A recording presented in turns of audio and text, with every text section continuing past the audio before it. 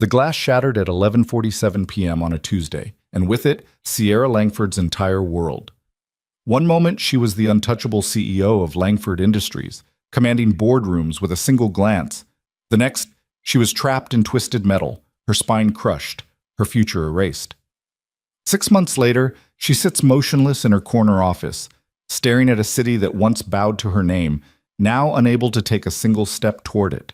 The doctors say she'll never walk again. Her board says it's time to step down. But when a quiet janitor kneels beside her wheelchair one cold November night and whispers, "I'll help you walk," something impossible begins to stir. This is the story of two people the world had written off, and the miracle that happened when they refused to give up on each other. Stay with me until the end, and please comment what city you're watching from. I want to see how far this story travels. The elevator doors opened with a soft chime that echoed through the empty 42nd floor of Langford Tower. Noah Brandt pushed his cleaning cart forward, the wheels squeaking against the polished marble, breaking the cathedral-like silence of the executive suite. It was 10:47 p.m. on a Thursday, and the building was a ghost town, exactly how he preferred it. Most nights, Noah moved through these halls like a shadow, invisible and deliberate. He'd scrub the floors, empty the trash bins, wipe down the conference tables where million-dollar deals were made, and disappear before dawn. In his gray janitor's uniform with N. Brandt stitched above the pocket, he was part of the building's infrastructure, as essential and unnoticed as the air conditioning. But tonight felt different. The lights in the CEO's office were still on. Noah paused outside the glass walls, his hand tightening around the handle of his mop. Through the transparent barriers, he could see her, Sierra Langford, the woman whose face graced the covers of Fortune and Forbes, whose name was synonymous with power and precision. She sat in her wheelchair, positioned before the floor-to-ceiling windows that overlooked the glittering expanse of the city. She hadn't moved. She might not have even blinked. For a moment, Noah considered walking past. It wasn't his place. He'd been working this building for 3 years, and the unspoken rule was clear. The executive floor was to be cleaned without interaction, without intrusion, without acknowledgement that real people existed in these spaces. But something about the stillness in that office felt wrong. It wasn't the stillness of concentration or contemplation. It was the stillness of someone drowning in deep water, too exhausted to even thrash. Noah made a decision that would change both their lives. He knocked gently on the glass door. No response. He knocked again, louder this time, and saw her head turn slightly, just a fraction of movement, as if even that small gesture required immense effort. "Ms. Langford?" His voice was soft, respectful. "I'm sorry to bother you. I'm just here to clean. Should I come back later?" For a long moment, she said nothing. Then, in a voice that sounded like it had been scraped raw, "Do whatever you want. I'm not here anyway." Noah blinked. "Ma'am?" "I'm a ghost," she said flatly, still facing the window. "Ghosts don't have opinions about cleaning schedules." He should have left it at that. Should have nodded, cleaned quietly, and disappeared. But Noah had spent the last 4 years of his life learning to hear the things people didn't say. The exhaustion behind "I'm fine," the fear behind "I don't need help," the desperation behind "leave me alone." He'd heard those same tones in his own voice after his wife died, leaving him with a 3-year-old daughter and a mountain of grief he had no idea how to climb. "Ghosts don't usually work this late," Noah said gently, pushing his cart into the office. "Must be some unfinished business keeping you here." Sierra's head turned fully now, and for the first time, Noah saw her face clearly. The photographs didn't do her justice, or rather, they'd captured only one dimension of her.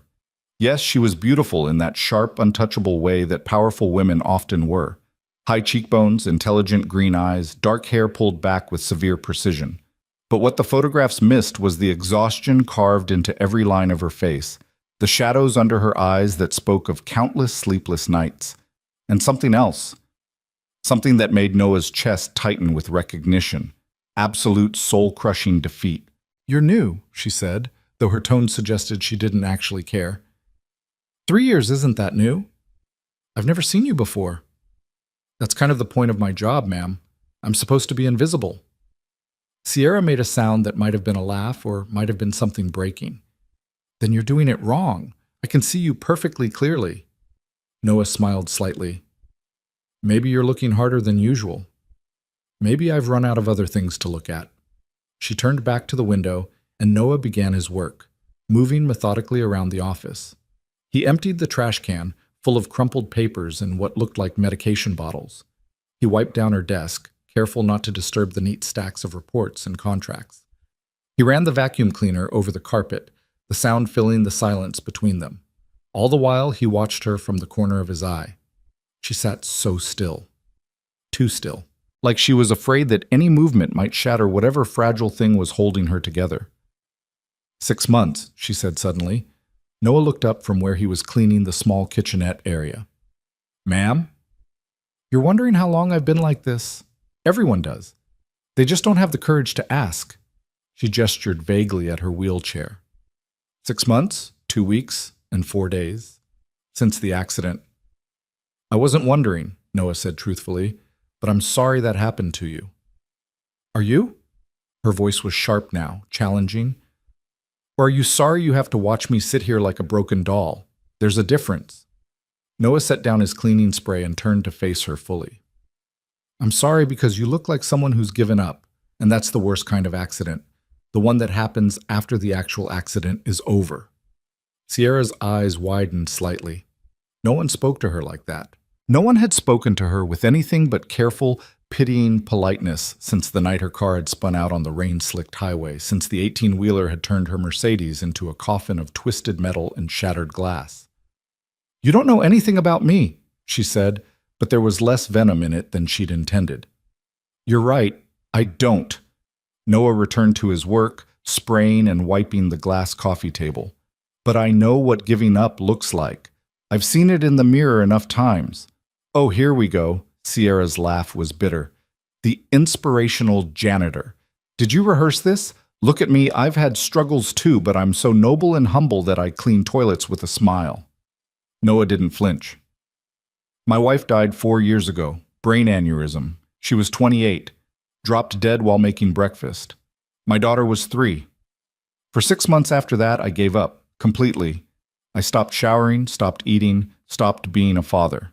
My little girl would cry herself to sleep every night, and I'd just sit there in the dark, staring at nothing. Sierra's expression shifted, the armor cracking just slightly. So no, ma'am, I didn't rehearse this. And I'm not noble. I'm just a guy who knows what rock bottom looks like from both sides, the falling and the climbing back up. Silence stretched between them, thick and complicated. How did you... Sierra's voice was quieter now. How did you climb back up? Noah smiled, but it was a sad smile. One morning, my daughter, Lila, she came into my room. She was holding this drawing she'd made. It was just scribbles, you know, the way kids draw. But she told me it was me and her, holding hands in the sunshine. And she said, Daddy, can we go outside today? I miss the sunshine. He paused, remembering. I realized she'd been living in the dark with me, and she didn't even understand why. She didn't deserve that. So I got up. I made her breakfast. I took her to the park, and the next day I did it again. And the day after that. Not because I wanted to, not because I felt better, but because she needed me to.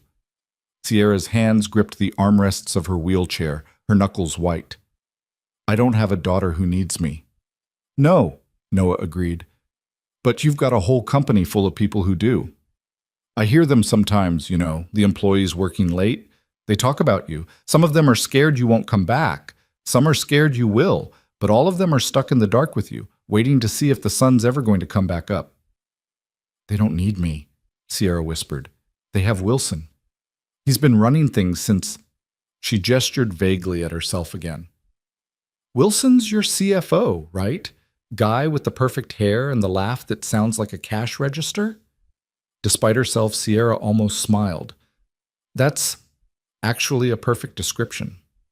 He's keeping the lights on, Noah said, but that's not the same as leading. That's not the same as being the person who makes people believe something's possible. I can't even walk, Sierra said, and for the first time her voice cracked. I can't stand up. I can't cross a room. I can't do something as simple and basic as walk from here to there. How am I supposed to lead anyone when I can't even lead my own body to follow orders? Noah moved closer, kneeling beside her wheelchair so they were at eye level. It was a bold move, presumptuous even, but something told him she needed to see his eyes when he said this. "What if you could?" Sierra stared at him. "What?" "What if you could walk again?" The doctors said, "I know what doctors say. They said my wife's death was instantaneous, that she didn't suffer. They were trying to be kind, but kind isn't always the same as right, and sometimes doctors are just making their best guess based on statistics and textbooks." "It's not about guessing," Sierra said, frustration rising in her voice. "I have a spinal injury, L1, L2 compression fracture with neurological involvement. I've had 3 surgeries, months of physical therapy. The best specialists in the country have examined me. The prognosis is unanimous. What if they're wrong?" The question hung in the air between them. "They're not," Sierra said, but her voice wavered. "Okay, but what if they are? What if there's even a 1% chance they're wrong? Would you want to know? Would you want to try?" Sierra's eyes were suddenly bright with tears she refused to let fall. "Don't do this. Don't come in here and dangle hope in front of me like it's some kind of prize I can win if I just believe hard enough. That's cruel. That's worse than cruelty." "I'm not talking about belief," Noah said firmly. "I'm talking about work. Hard, painful, frustrating work. I'm talking about showing up every single day, even when you don't want to, even when it feels impossible, and doing the work anyway. You don't understand. You're right. I don't understand what it's like to lose the use of my legs, but I understand what it's like to lose the thing that defined you. When my wife died, I lost my identity as a husband. I lost my future. I lost the person I thought I was supposed to be. And for a long time, I thought that meant I was just done, that the story was over." He paused. "But then I realized something. The story's only over when you stop writing it. Everything else is just a plot twist."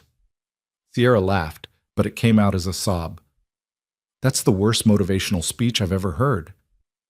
Good thing I'm a janitor and not a motivational speaker." For a moment, they just looked at each other. 2 people who'd been knocked down by life in different ways, sitting in a dark office high above a city that never stopped moving, never stopped demanding, never stopped pushing forward.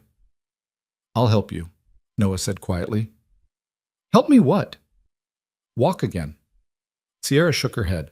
"You can't. Maybe not. Probably not. But what if we tried anyway? What if we spent the next few months working as hard as we possibly can, and at the end of it, you're still in this chair? At least you'd know. At least you'd know you didn't give up. I've already tried. Physical therapy, occupational therapy, every kind of therapy. With me," Noah interrupted. "Try with me. No doctors, no therapists with clipboards and pity in their eyes. Just you, me, and the work. Every morning before your executives show up. Every evening after they leave. As long as it takes." "Why?" Sierra's voice broke on the word. "Why would you do this? You don't know me. You don't owe me anything. Why would you sacrifice your time?" "Because someone did it for me," Noah said simply. "After my wife died, my neighbor, this old guy named Marcus, he started showing up at my door every morning. He'd make me coffee. He'd sit with Lila while I showered. He'd talk to me about nothing, about everything. And one day I asked him why. You know what he said?" Sierra shook her head. "He said, 'Because I can. Because you need it. Because tomorrow, when you're back on your feet, you'll do the same for someone else. That's how we survive. We carry each other.'" A tear finally escaped, sliding down Sierra's cheek. She wiped it away angrily. "I'm not used to needing to be carried." "I know, but everyone needs it sometimes. Even CEOs. Maybe especially CEOs." Sierra was quiet for a long time, staring at her hands. Noah could see the war happening behind her eyes. Pride versus desperation, fear versus hope, the safe certainty of defeat versus the terrifying possibility of trying again. Finally, she looked up at him. "If we do this, and I'm not saying we will, but if we do this, I have conditions." "Okay." "No one can know. Not the board, not my executives, not the media. This stays between us." "Agreed." "And if I tell you to stop, you stop. No pushing, no one more rep, no motivational speeches about never giving up. My body, my rules." Fair enough.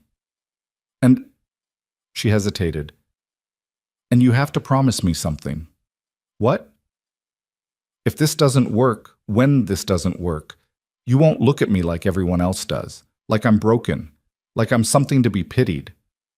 Noah held her gaze steadily. Miss Langford, I've been cleaning this building for 3 years. I've scrubbed your floors, emptied your trash, wiped down your desk. You want to know what I see when I look at you? What? Someone who built an empire before she turned 35. Someone who employs 3,000 people and provides them with health care, salaries, purpose. Someone who donates millions to charity every year. Someone who changed an entire industry. He paused. The wheelchair doesn't change any of that. It doesn't define you. It's just something you're sitting in right now. Sierra's breath caught. It was the first time in 6 months anyone had talked about her as something other than her injury. So, Noah said, standing up. Do we have a deal? Sierra looked at him for a long moment. Then slowly, she extended her hand. Noah shook it, and in that moment, both of them felt something shift, not just in the office, but in the very trajectory of their lives.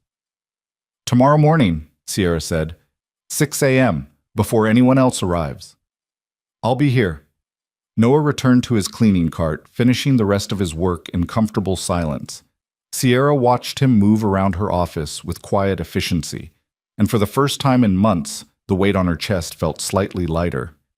As Noah was preparing to leave, Sierra called out, "Wait!" He turned back. "What's your name? Your real name, not just the initial on your shirt." "Noah. Noah Brandt." "Noah." She tested the name, nodding slowly. "I'm Sierra." "I know." He smiled slightly. "It's on the door." "Right." She almost laughed. "Sorry, I'm not usually this human. I was going to say vulnerable." "They're the same thing, Ms. Langford." "Sierra," she corrected. "If you're going to see me fall apart repeatedly for the next few months, you might as well call me Sierra." "All right then, Sierra." Noah pushed his cart toward the elevator. "Get some sleep. Tomorrow's going to hurt." After he left, Sierra sat in the darkness of her office for a long time, staring at her hands. They were shaking slightly, not from weakness, but from something she'd almost forgotten existed. Fear. Not the dull, numbing fear of permanent defeat, but the sharp electric fear of someone standing at the edge of a cliff, about to jump, not knowing if there's water below or rocks. Hope, she realized, was terrifying. She wheeled herself to the window one more time, looking down at the city.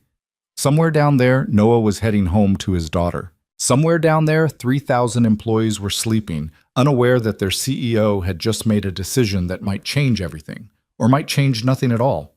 Sierra took a deep breath and whispered to her reflection in the glass. "Okay, let's see if I can do this." The city lights glittered back at her, offering no answers, only possibilities.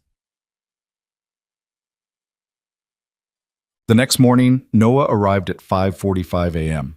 He'd barely slept, his mind racing through everything he knew about physical therapy, rehabilitation, and recovery.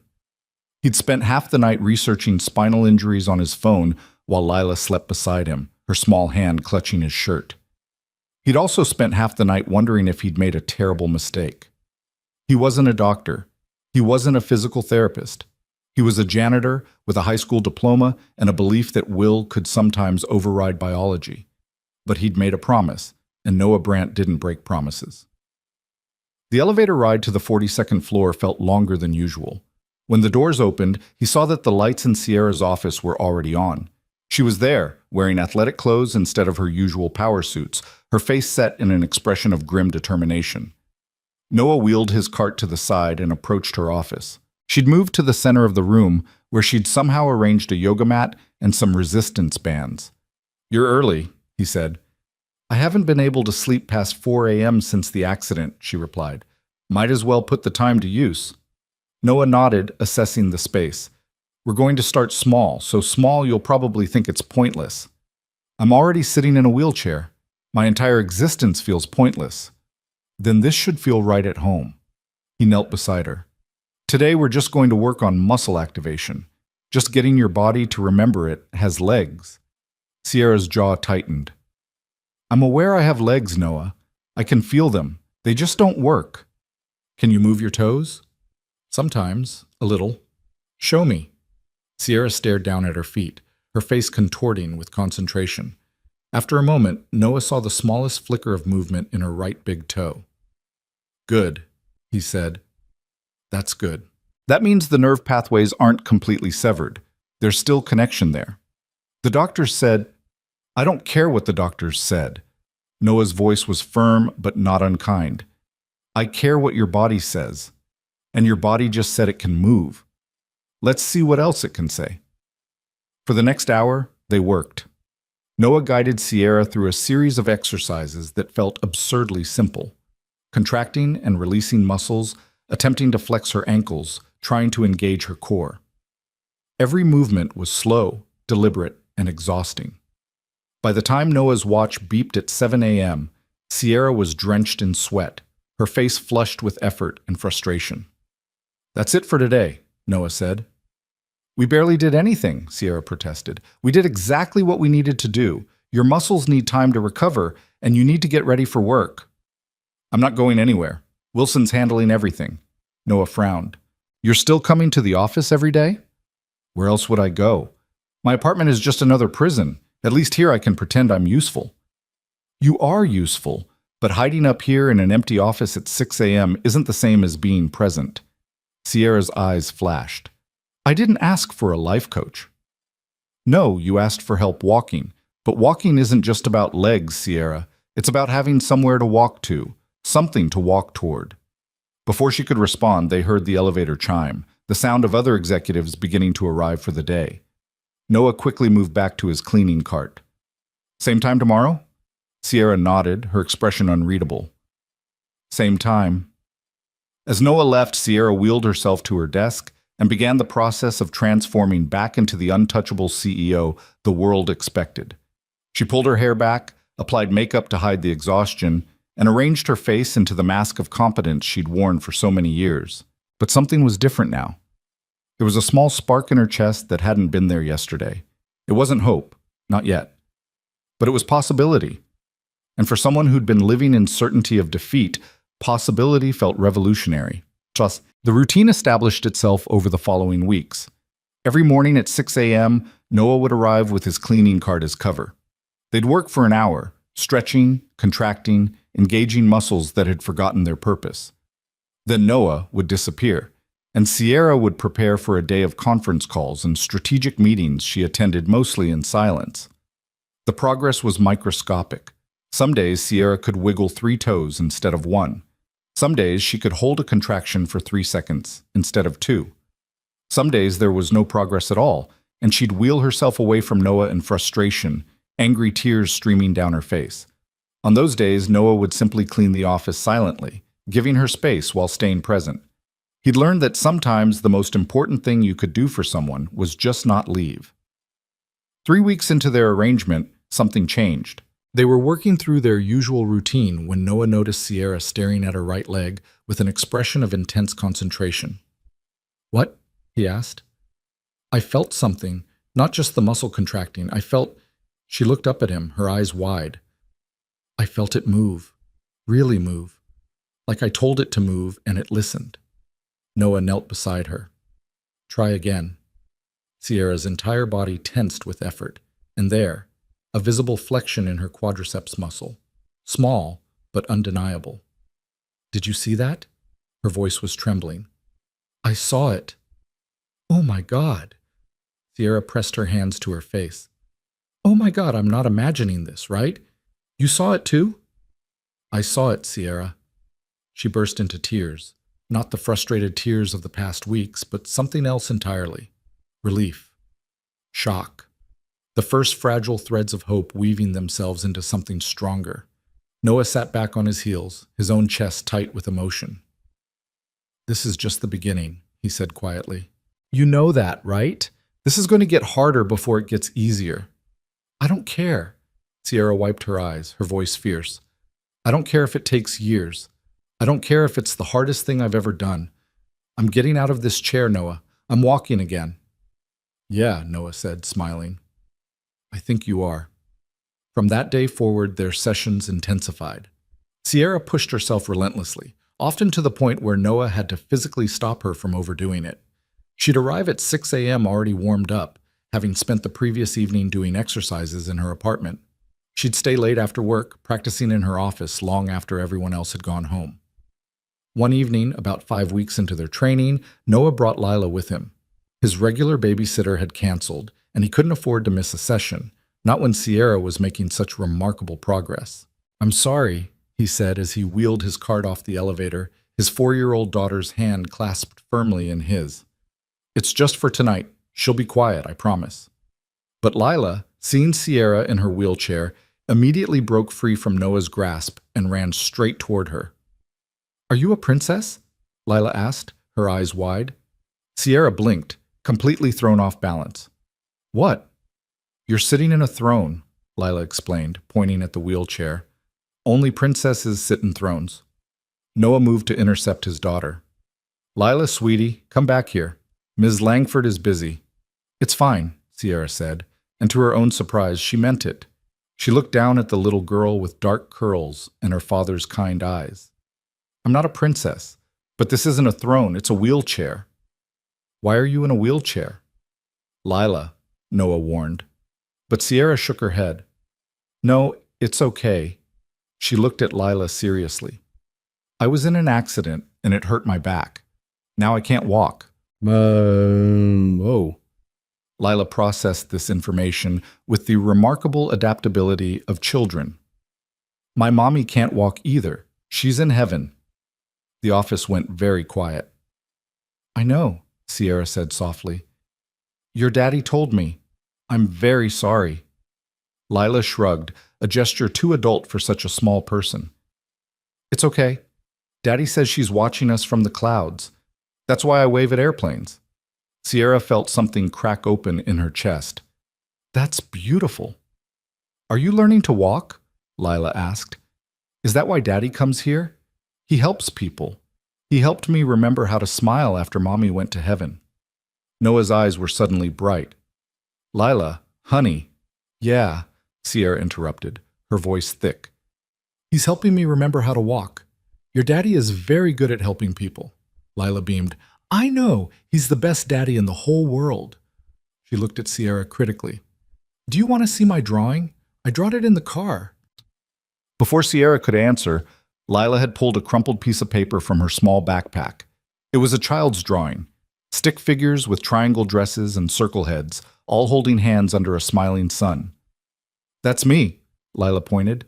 "That's Daddy, and that's you." Sierra stared at the drawing. "How did you know what I look like?" "Daddy showed me a picture on his phone. He said you were working really hard, and we should be proud of you." Sierra looked up at Noah, who had the grace to look embarrassed. "She asked why I was researching spinal injuries at 3 in the morning, he explained. "I didn't want to lie to her." For the first time in months, Sierra felt herself genuinely smile. "Well, thank you for including me in your family portrait, Lila." "You're welcome. Can I watch you practice walking?"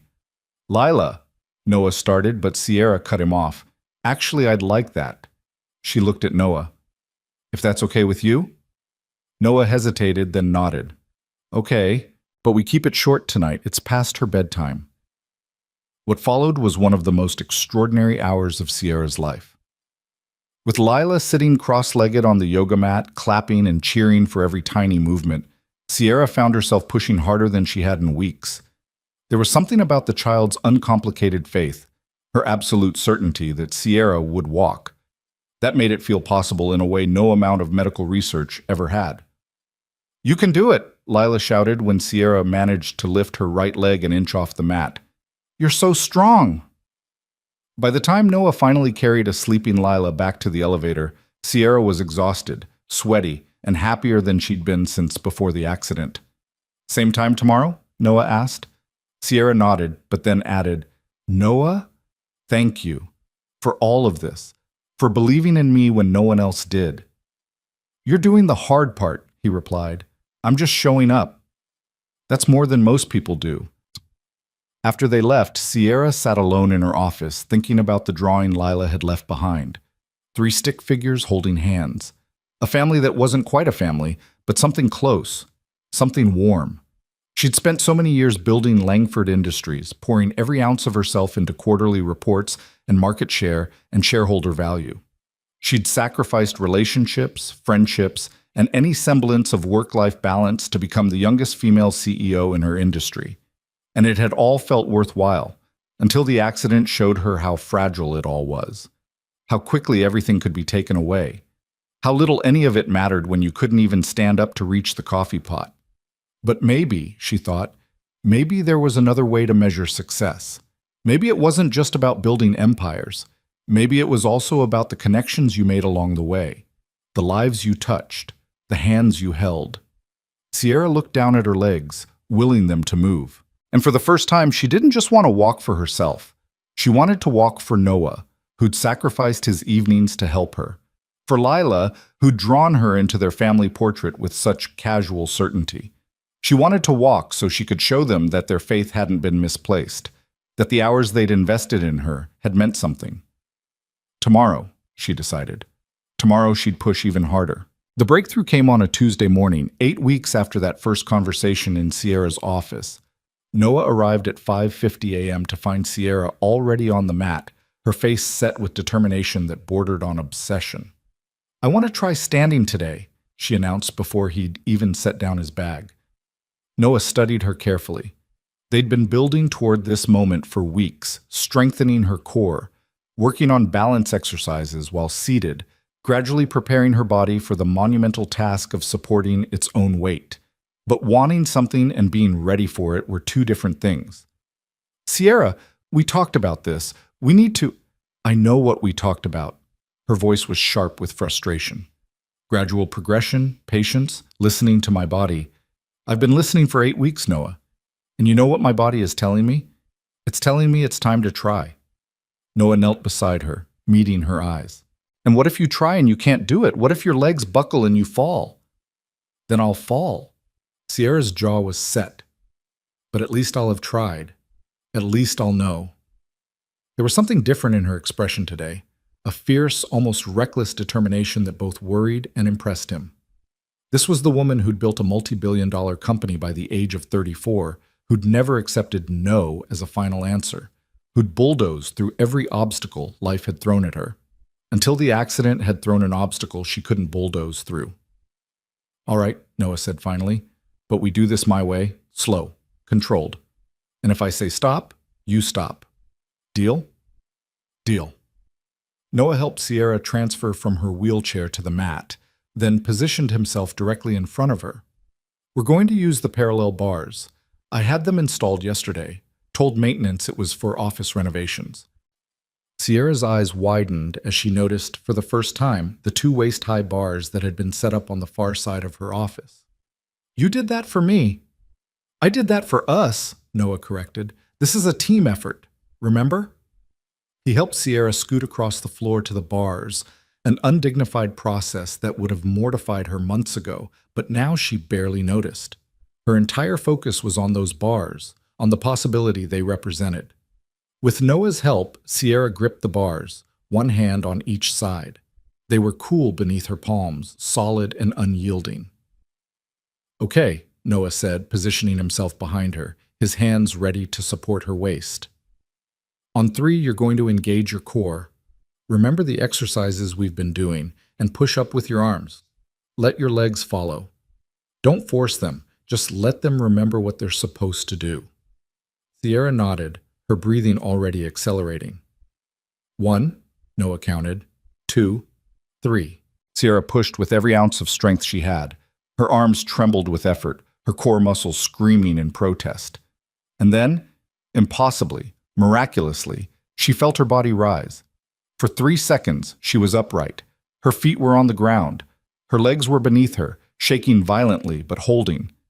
She was standing, and then her left knee buckled, and she would have crashed to the floor if Noah hadn't been there, his arms catching her, lowering her gently back to the mat. "I did it!" Sierra gasped, her entire body shaking. "Noah, I did it. I stood up." "You did." His voice was thick with emotion. "You absolutely did." Sierra pressed her face against his shoulder, and Noah felt her tears soaking through his shirt. But these weren't tears of frustration or despair. These were tears of something he'd been hoping to see in her for weeks. Victory. 3 seconds, she said, pulling back to look at him, her face radiant despite the tears. That's not nothing, right? That's something. That's everything, Noah said. That's proof. That's your body telling you it remembers how to do this. They tried again, and again, and again. Each time, Sierra managed to hold herself upright for a few precious seconds before her legs gave out. Each time, Noah was there to catch her, to lower her safely, to encourage her to try once more. By the time 7 o'clock rolled around, Sierra was completely spent, her body drenched in sweat, her arms trembling from the effort of holding the bars. But her eyes were alive with something Noah hadn't seen since the first night they'd met. Hope. Real, tangible, undeniable hope. I have to go, Noah said reluctantly, checking his watch. Lila's bus comes at 7:30, and I need to get her ready for school. Sierra nodded, still catching her breath. Noah? Thank you. I know I say that a lot, but I don't think you understand what this means to me. I think I do. He smiled. Same time tomorrow? Tomorrow I want to try holding it for 5 seconds. Slow down, superstar. Let's not... 5 seconds, Noah. Her eyes blazed with determination. If I can do 3, I can do 5. Noah laughed, shaking his head. You're impossible, you know that? That's what Forbes said in their profile last year, right before they called me one of the most driven CEOs in America. Well, they weren't wrong. Noah gathered his things. But remember, determination is good, but rest is essential. Your body needs time to recover. After Noah left, Sierra sat on the mat for a long moment, just breathing, just feeling. Her legs were useless again, as unresponsive as they'd been for the past 6 months. But now she knew something she hadn't known before. They could work. They could hold her weight. They could stand. It was a beginning. Sierra transferred back to her wheelchair and made her way to her desk, where a stack of reports awaited her review. But for the first time in months, work felt secondary. The reports, the quarterly projections, the merger negotiations, they all seemed distant, abstract, far less important than the 3 seconds she'd just spent standing on her own 2 feet. Her phone buzzed. A text from Wilson, her CFO. Board meeting at 9. Your presence requested but not required. Can handle it if you prefer. Sierra stared at the message. For the past 6 months, she'd let Wilson handle everything. She'd hidden in her office, participated in meetings via video call, and generally acted like a ghost haunting her own company. But something had shifted today.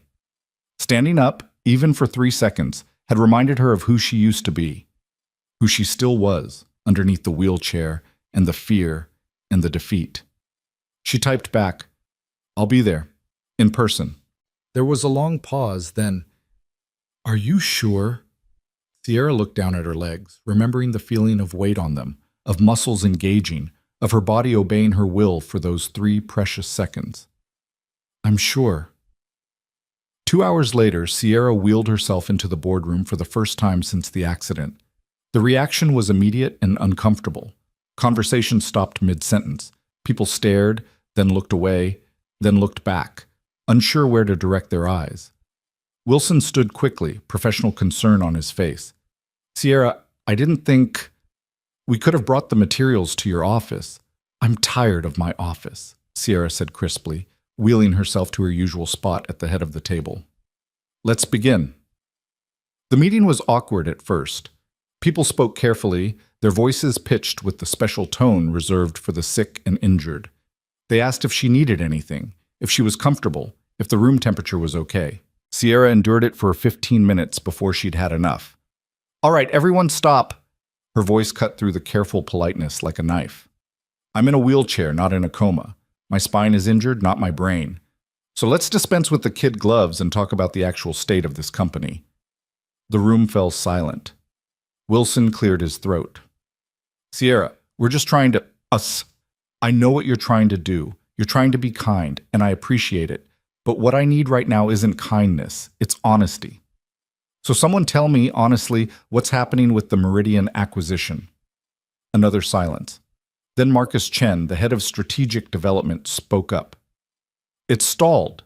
Meridian's board is concerned about the leadership transition. They're not sure if... He stopped, clearly uncomfortable. If I'm fit to lead this company, Sierra finished for him. That's what you were going to say, isn't it? Marcus nodded reluctantly. Sierra leaned forward. Then we need to show them I am.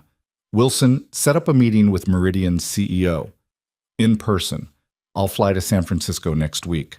Sierra, are you sure that's... I'm sure. She looked around the table, making eye contact with each person. I know the past 6 months have been difficult. For me, obviously, but also for all of you. You've been running this company without clear leadership, without knowing if I was coming back or if you should start looking for new jobs. That's my fault. I checked out. I gave up. But I'm back now, and I need you all to understand something. She paused, her voice strengthening. This wheelchair doesn't define me. It's something I'm sitting in right now, but it's not who I am. I'm still the CEO of this company. I'm still the person who built Langford Industries from the ground up. And I'm still going to lead us through this acquisition and every other challenge that comes our way. Clear? Around the table, heads nodded. And for the first time since the accident, Sierra saw something shift in people's eyes. The pity was being replaced by something else. Respect. The meeting continued for another hour, and Sierra participated fully, her mind sharp, her instincts as precise as they'd ever been. By the time it ended, she felt exhausted but exhilarated. She'd forgotten what it felt like to be in command, to be engaged, to be present in her own life. As everyone filed out, Wilson lingered behind. That was good, he said quietly. Really good. It's nice to have you back. It's nice to be back. Sierra meant it. Wilson, I need to ask you something, and I need you to be honest. Of course. Did you think I was done? Did you think I'd never come back? Wilson was quiet for a moment. I thought you were drowning, he said finally, and I didn't know how to throw you a life preserver. Someone did, Sierra said. Someone threw me a life preserver when I needed it most. Who? Sierra smiled slightly. Someone who reminds me that sometimes the help we need comes from unexpected places. That evening, Noah arrived at his usual time to find Sierra still in the boardroom, reviewing contracts. You're not in your office, he observed. Observation skills of a detective, Sierra teased. I attended a board meeting today, in person. Noah's eyebrows rose. How did it go? Better than expected. Worse than I hoped, but I did it. She looked at him. I stood up this morning, and it made me want to stand up in other ways too. Does that make sense? Perfect sense. Noah began setting up for their evening session. But don't overdo it. Physical recovery and emotional recovery need to pace each other. When did you become a philosopher? When I started spending my evenings with a CEO who asks impossible questions. They worked together until after 8, Sierra pushing herself to stand for longer periods, Noah providing support and encouragement. At one point, she managed to hold herself upright for 7 full seconds, and the joy on her face made Noah's chest tighten. I'm going to walk, she said, her voice filled with wonder. Not someday, not maybe, not hopefully. I'm going to walk, Noah. I can feel it. Then we'll make it happen. Noah helped her back to her wheelchair.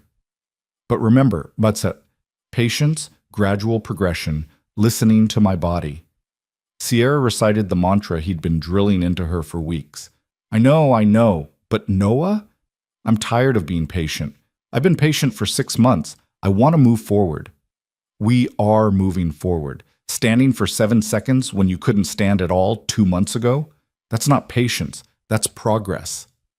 Sierra knew he was right, but the frustration still gnawed at her. She wanted more. She wanted to walk down the hallway, to climb stairs, to move through the world without wheels beneath her.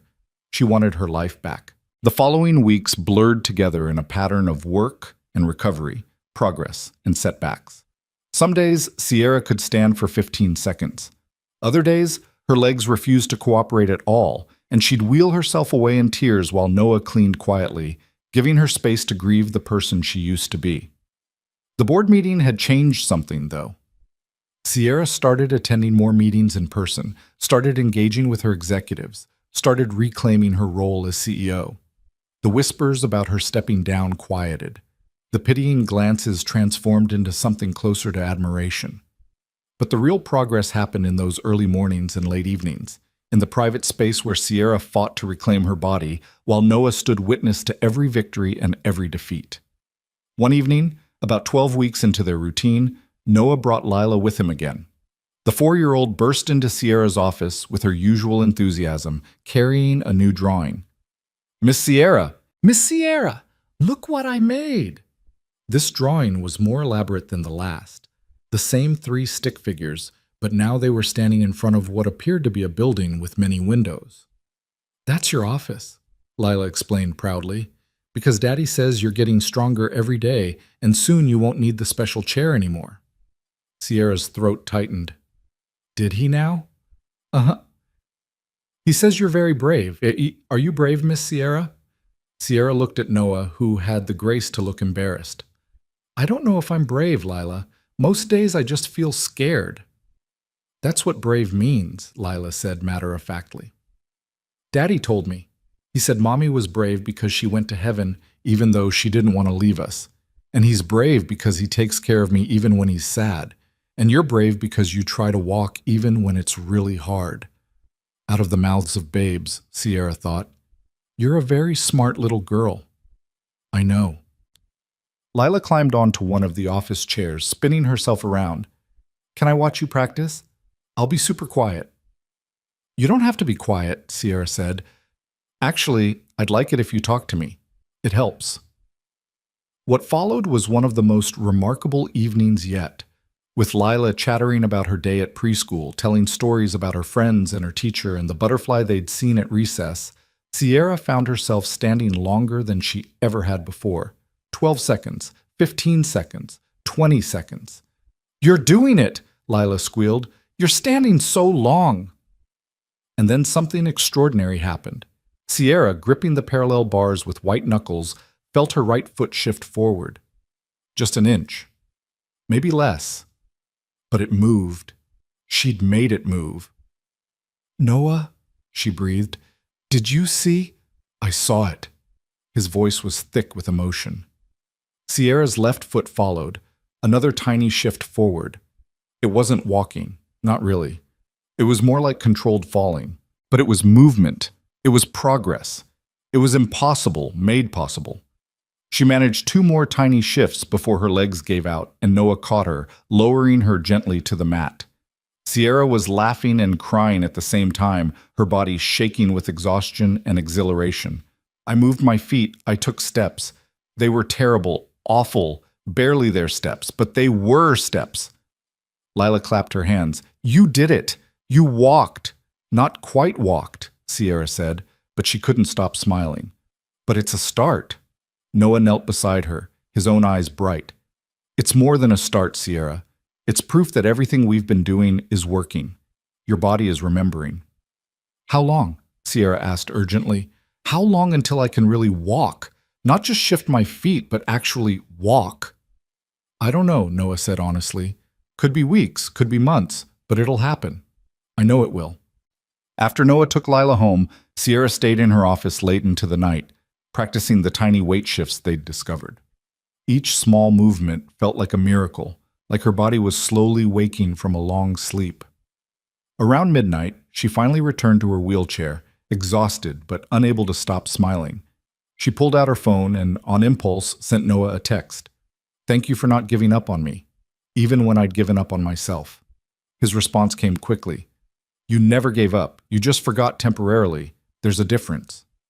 Sierra stared at the message for a long time, something warm blooming in her chest. It wasn't just gratitude, though she felt plenty of that. It was something deeper, more complicated. Noah had seen her at her absolute lowest and hadn't looked away.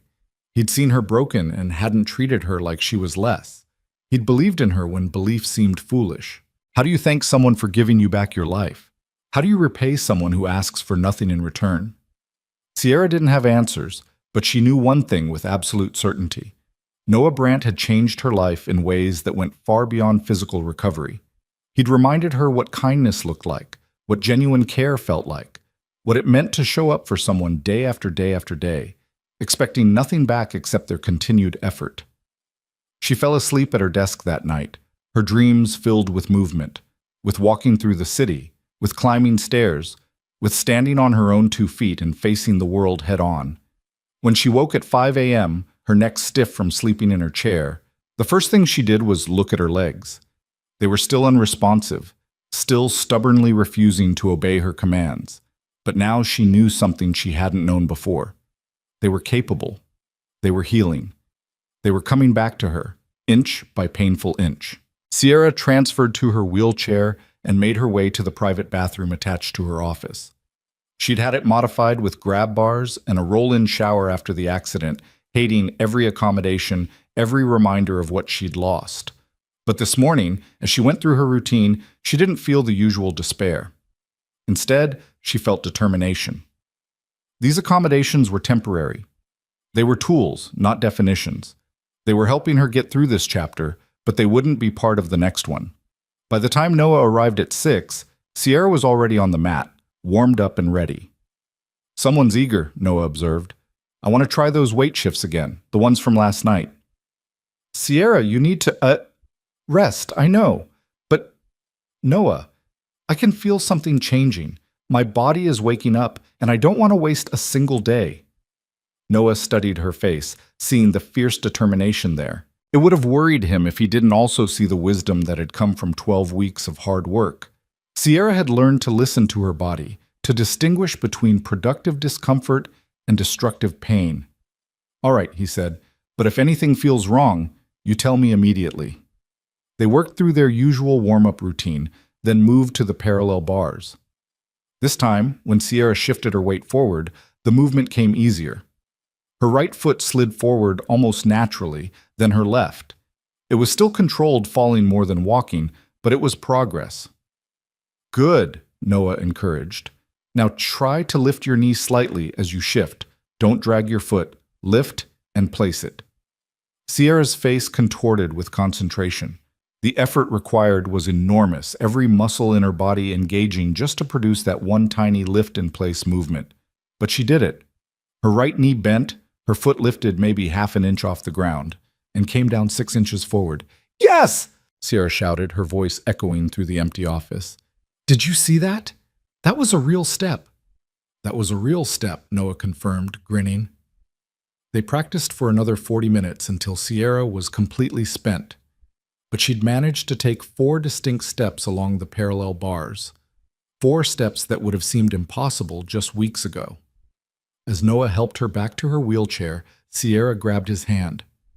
"I'm going to do something next week," she announced. "Something I should have done months ago." "What's that?" "I'm going to walk into the Meridian meeting, not in this wheelchair, on my own 2 feet, with you supporting me if needed, but standing and walking." Noah's eyes widened. "Sierra, that's ambitious, crazy, possibly setting myself up for failure?" Sierra's smile was fierce. "Yes to all of the above, but I'm done hiding. I'm done letting this wheelchair define how the business world sees me. I'm walking into that meeting, Noah. And I'm closing the biggest acquisition of my career while standing on my own 2 feet." Looking at her face, seeing the absolute determination there, Noah knew better than to argue. "All right," he said. "Then we'd better get to work. We've got 1 week to turn 4 shaky steps into something that looks like confident walking. Then we'll work every day, morning and evening. Whatever it takes." Noah nodded slowly. Whatever it takes.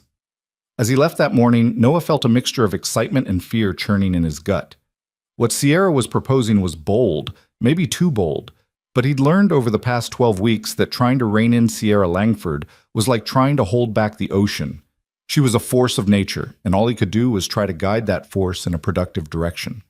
The next week became the most intense period of their entire training.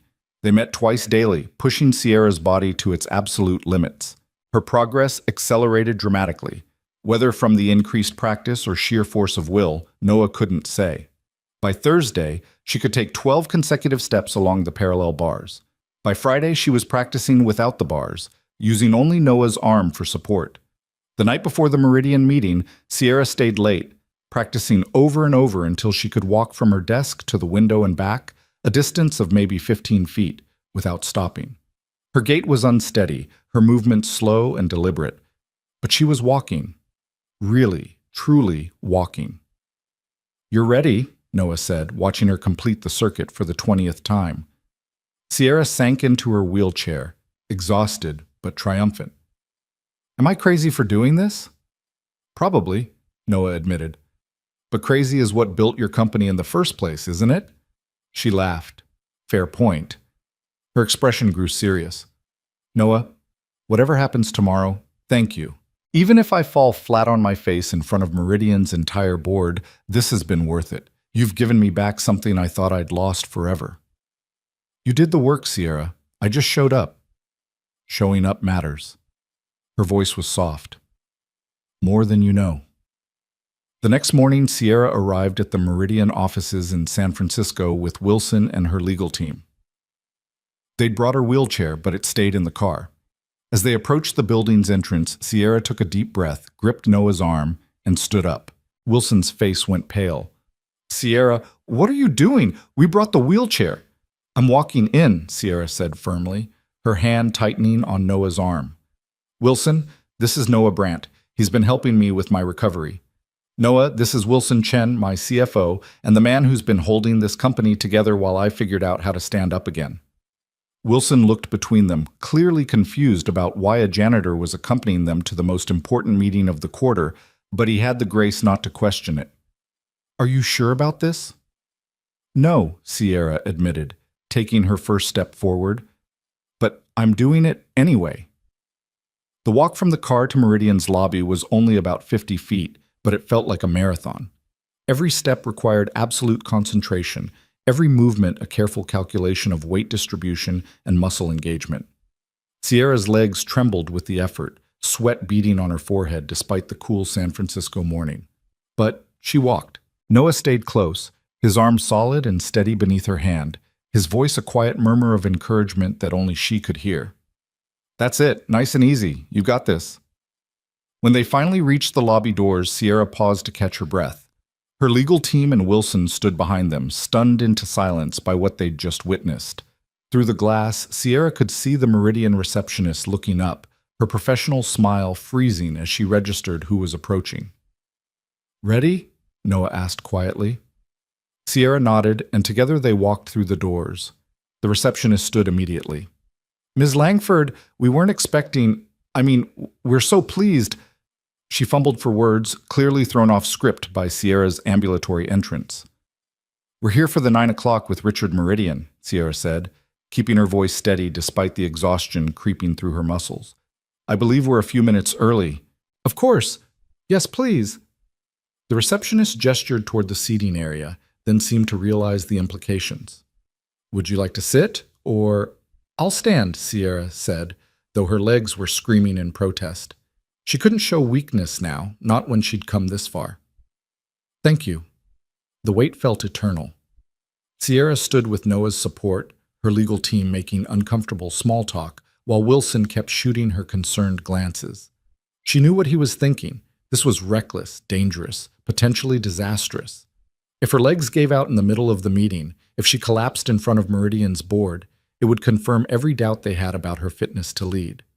But if she pulled this off, if she could walk in and negotiate this acquisition while standing on her own 2 feet, it would be the most powerful statement she could make about her return to full leadership. At exactly 9 o'clock, Richard Meridian himself emerged from the elevator. He was a tall man in his 60s, silver-haired and distinguished, with the kind of commanding presence that came from decades of closing billion-dollar deals. His eyes widened slightly when he saw Sierra standing in his lobby. "Ms. Langford," he said, recovering quickly and extending his hand. "What a pleasant surprise. When we heard about your accident, we feared— Well, I'm glad to see you up and about." Sierra shook his hand, maintaining her balance carefully. "Rumors of my incapacity have been greatly exaggerated, Mr. Meridian. I'm ready to discuss this acquisition." Something shifted in Meridian's expression. Calculation, reassessment, respect. "Excellent. Please, come up to the conference room, shall we?" He glanced at the elevator. "I'll take the stairs," Sierra said, the words out of her mouth before she could second-guess them. Wilson made a strangled sound behind her. Noah's hand tightened almost imperceptibly on her arm, but Sierra kept her eyes on Meridian, watching his face carefully. He smiled slowly. The stairs it is. Though I warn you, we're on the 3rd floor. 3 floors, Sierra said. I think I can manage that. The climb was brutal. Each step required Noah's support, Sierra's hand gripping the railing with white-knuckled intensity as she hauled herself upward. Her legs shook violently. Her breathing came in ragged gasps, and halfway up the 2nd flight, she seriously considered calling the whole thing off. But then she felt Noah's hand on her back, steady and warm, and heard his voice in her ear. One step at a time. You've already done the impossible. This is just details. So she kept climbing. By the time they reached the 3rd floor, Sierra was drenched in sweat, her muscles screaming, her vision swimming slightly from the exertion.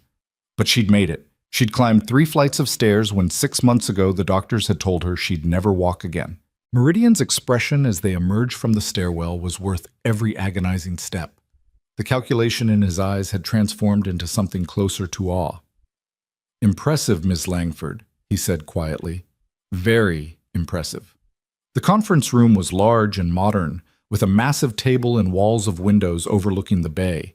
Meridian's board members were already assembled, 5 people in expensive suits, each one regarding Sierra with varying degrees of surprise and skepticism as she actually walked, to her seat at the table. Noah helped her into the chair, and Sierra felt her legs nearly collapse with relief. But she'd done it. She'd walked into this meeting literally and metaphorically standing tall. I think we can dispense with the usual pleasantries, Sierra said once everyone was seated. You've all heard about my accident. You've all had concerns about whether Langford Industries can execute this acquisition given my condition. So let me address that directly. She leaned forward, her eyes moving from face to face around the table. 6 months ago, I was in a car accident that crushed my spine. The doctors told me I'd never walk again. They were very confident about that prognosis. 3 months ago, I believed them. I was ready to step down, to let my board replace me, to accept that my career was over. Sierra paused, letting the words sink in. But then someone reminded me that impossible is just a word we use for things that haven't happened yet, and I decided to find out if the doctors were right, or if impossible was negotiable. She gestured toward the door they'd just walked through. You all saw me come in here. You saw me climb 3 flights of stairs. That wasn't luck. That wasn't a miracle. That was 4 months of the hardest work I've ever done in my life.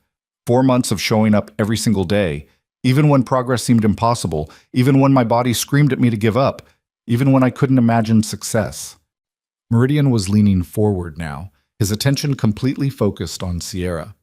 So when you ask me if I can lead this acquisition, Sierra continued, if I have the strength and focus and determination to see this through, I want you to think about those stairs. I want you to remember that I took a diagnosis of permanent paralysis and turned it into a temporary setback. If I can do that to my own spine, imagine what I can do to your company's quarterly returns. The room was completely silent. Then one of the board members, a woman in her 50s with sharp eyes, spoke up. That's a compelling story, Ms. Langford, but stories don't guarantee ROI.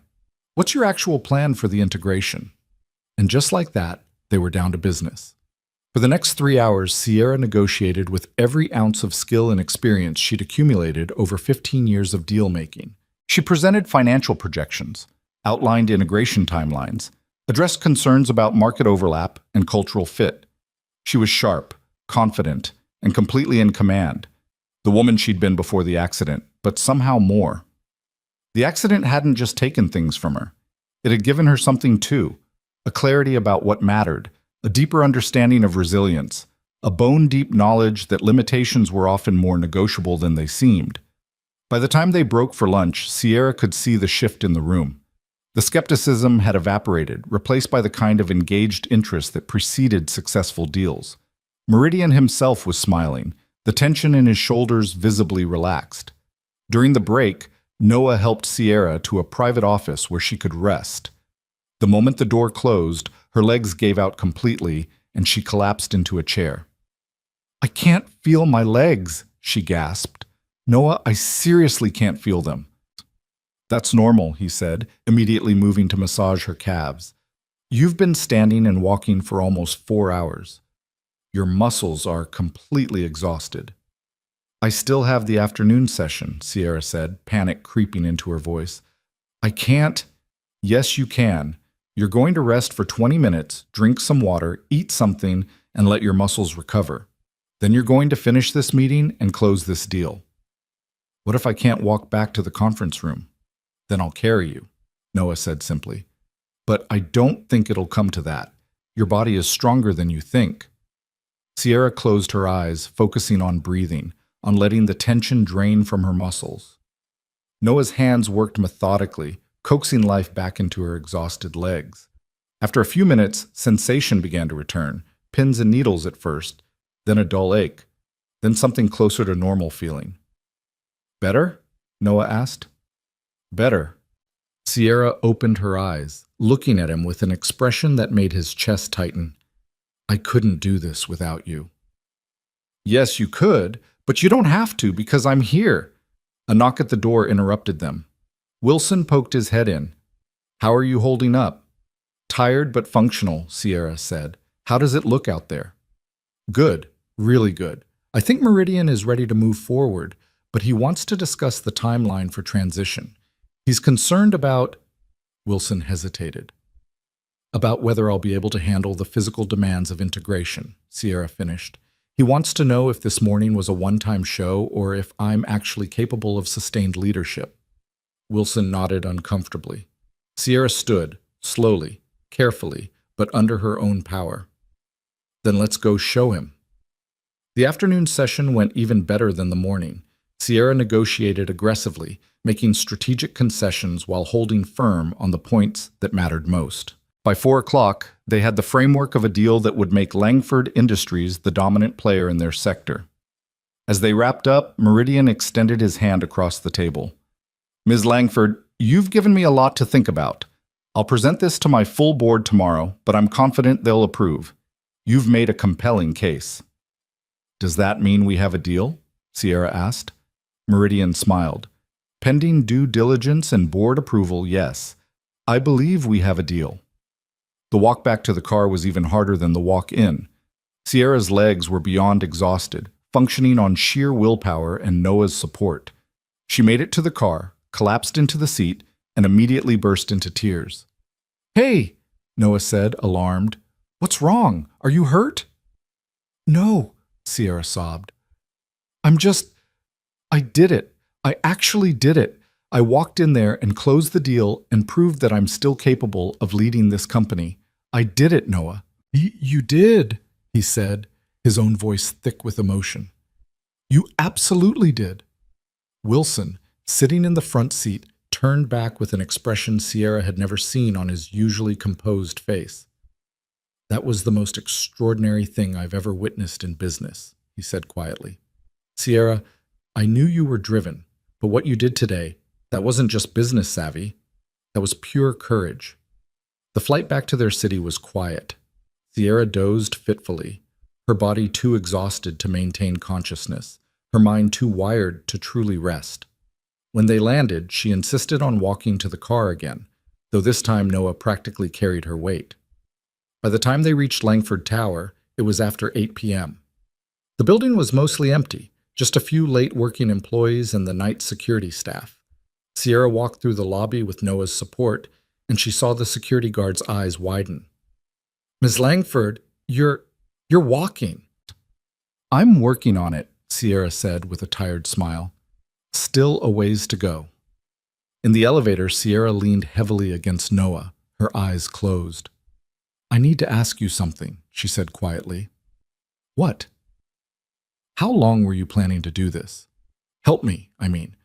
Was there an endpoint in your mind? Noah was quiet for a moment. I hadn't really thought about it. I guess until you didn't need help anymore. What if I always need help? Sierra opened her eyes, looking up at him.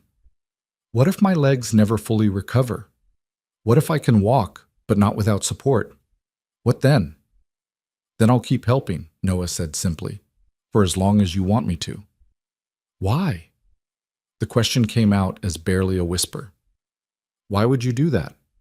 Noah met her eyes, and something passed between them that had nothing to do with physical therapy or recovery or professional boundaries. Because somewhere along the way, this stopped being about helping a stranger and became about being there for someone I care about. The elevator doors opened on the 42nd floor. Neither of them moved. Noah, Sierra started, but he shook his head. You don't have to say anything. I know this is complicated. I know I'm just the janitor who happened to show up at the right time. I know there's a whole world of difference between us. But I'm not going anywhere, Sierra. Not unless you tell me to go. Sierra's throat was tight. I don't want you to go. But I don't know what I'm asking for. I don't know how to navigate this. Then we'll figure it out, Noah said. The same way we figured out how to get you walking. One step at a time. They made their way to Sierra's office, where she collapsed onto the couch she'd had installed months ago for the nights she couldn't face going home. Noah sat beside her, and for a long moment, they just existed together in the quiet. Tell me about your wife, Sierra said suddenly. Noah looked surprised. Why? Because you've been helping me for months, and I realize I don't know anything about you beyond what you've told me in pieces. I want to know who you are, Noah Brandt. Not just the man who helped me walk, but the man who lost his wife and raised his daughter and ended up cleaning office buildings at night. So Noah told her. He told her about meeting Jennifer in college, how she'd been studying to be a teacher, and he'd been working construction to pay for classes he ended up dropping out of when money got too tight. He told her about their wedding, small, just immediate family and close friends, and how they'd spent their honeymoon camping because it was all they could afford. He told her about Lila's birth, how Jennifer had labored for 16 hours, and how he'd never felt such terror and joy simultaneously. He told her about the morning Jennifer died, how normal it had started, how she'd been making pancakes and laughing at something on the radio, how she'd suddenly gone quiet and dropped the spatula and he'd turned to see her falling. I tried CPR, Noah said, his voice distant with memory. I called 911. I did everything right, but the aneurysm was massive. She was gone before the ambulance arrived. Just gone. One moment she was there making pancakes and planning Lila's birthday party, and the next she was... He stopped, his jaw working. Sierra reached out and took his hand. I'm sorry, she said. I can't imagine how hard that must have been.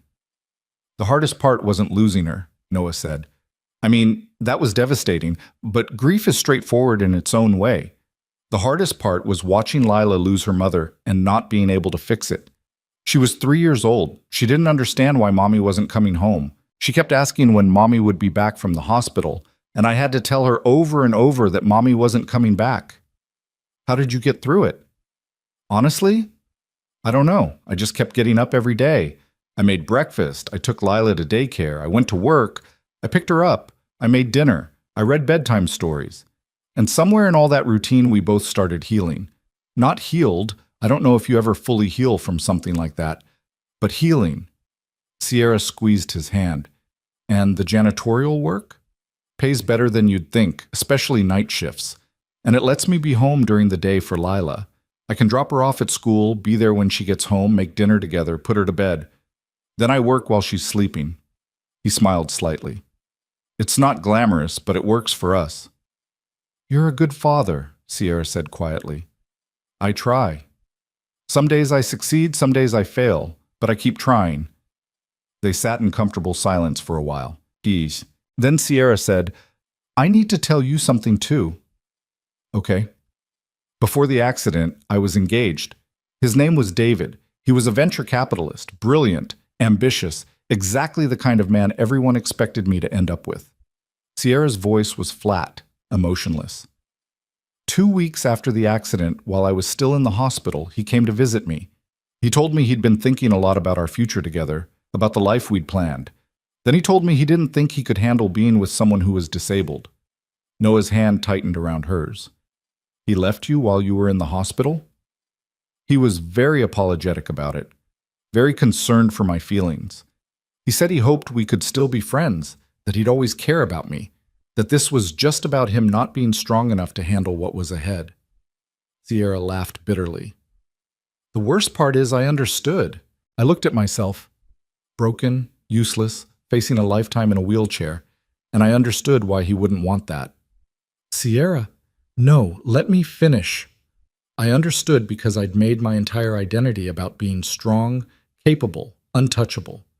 I'd built a persona of someone who didn't need anyone, who could handle anything, and the accident showed everyone, showed me, that it was all a facade. Take away my ability to walk, and suddenly I was nothing. Just a broken woman in a wheelchair that even her fiancé didn't want anymore. That's not true, Noah said fiercely. You're not nothing. You were never nothing. That man was a coward who didn't deserve you. Maybe. Or maybe he was just honest about his limitations. Not everyone can handle being with someone who's damaged. You're not damaged, Noah said. You're recovering. There's a difference.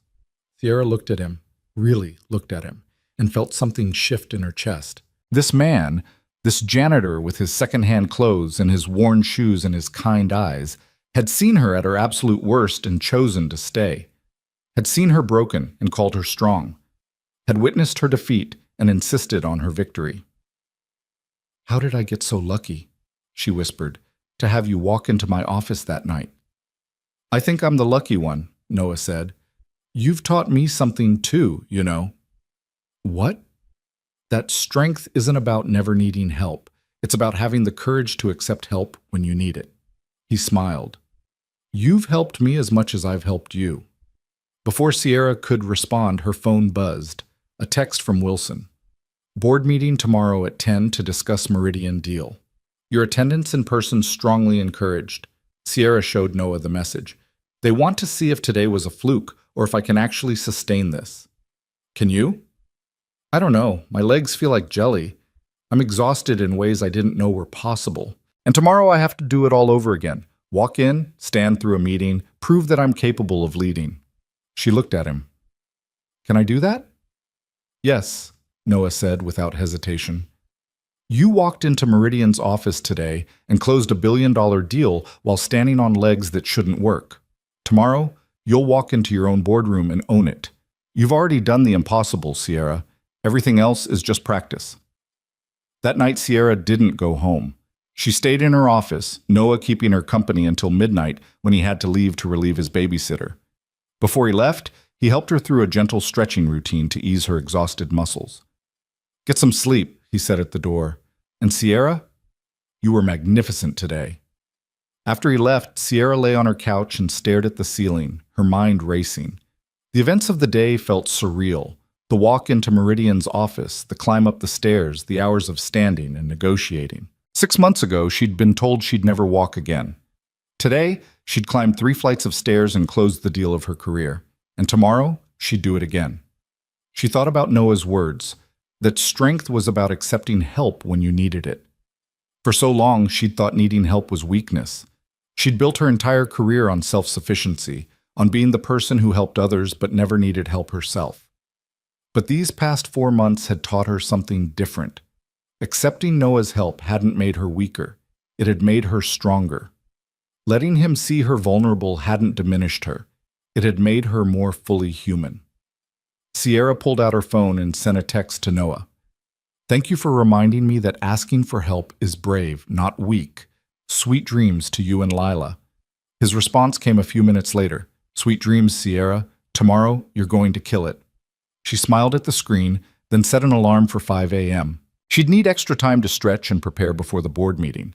Her body was screaming in protest, but her mind was clear and focused. The next morning, Sierra walked into her own boardroom at exactly 10 o'clock.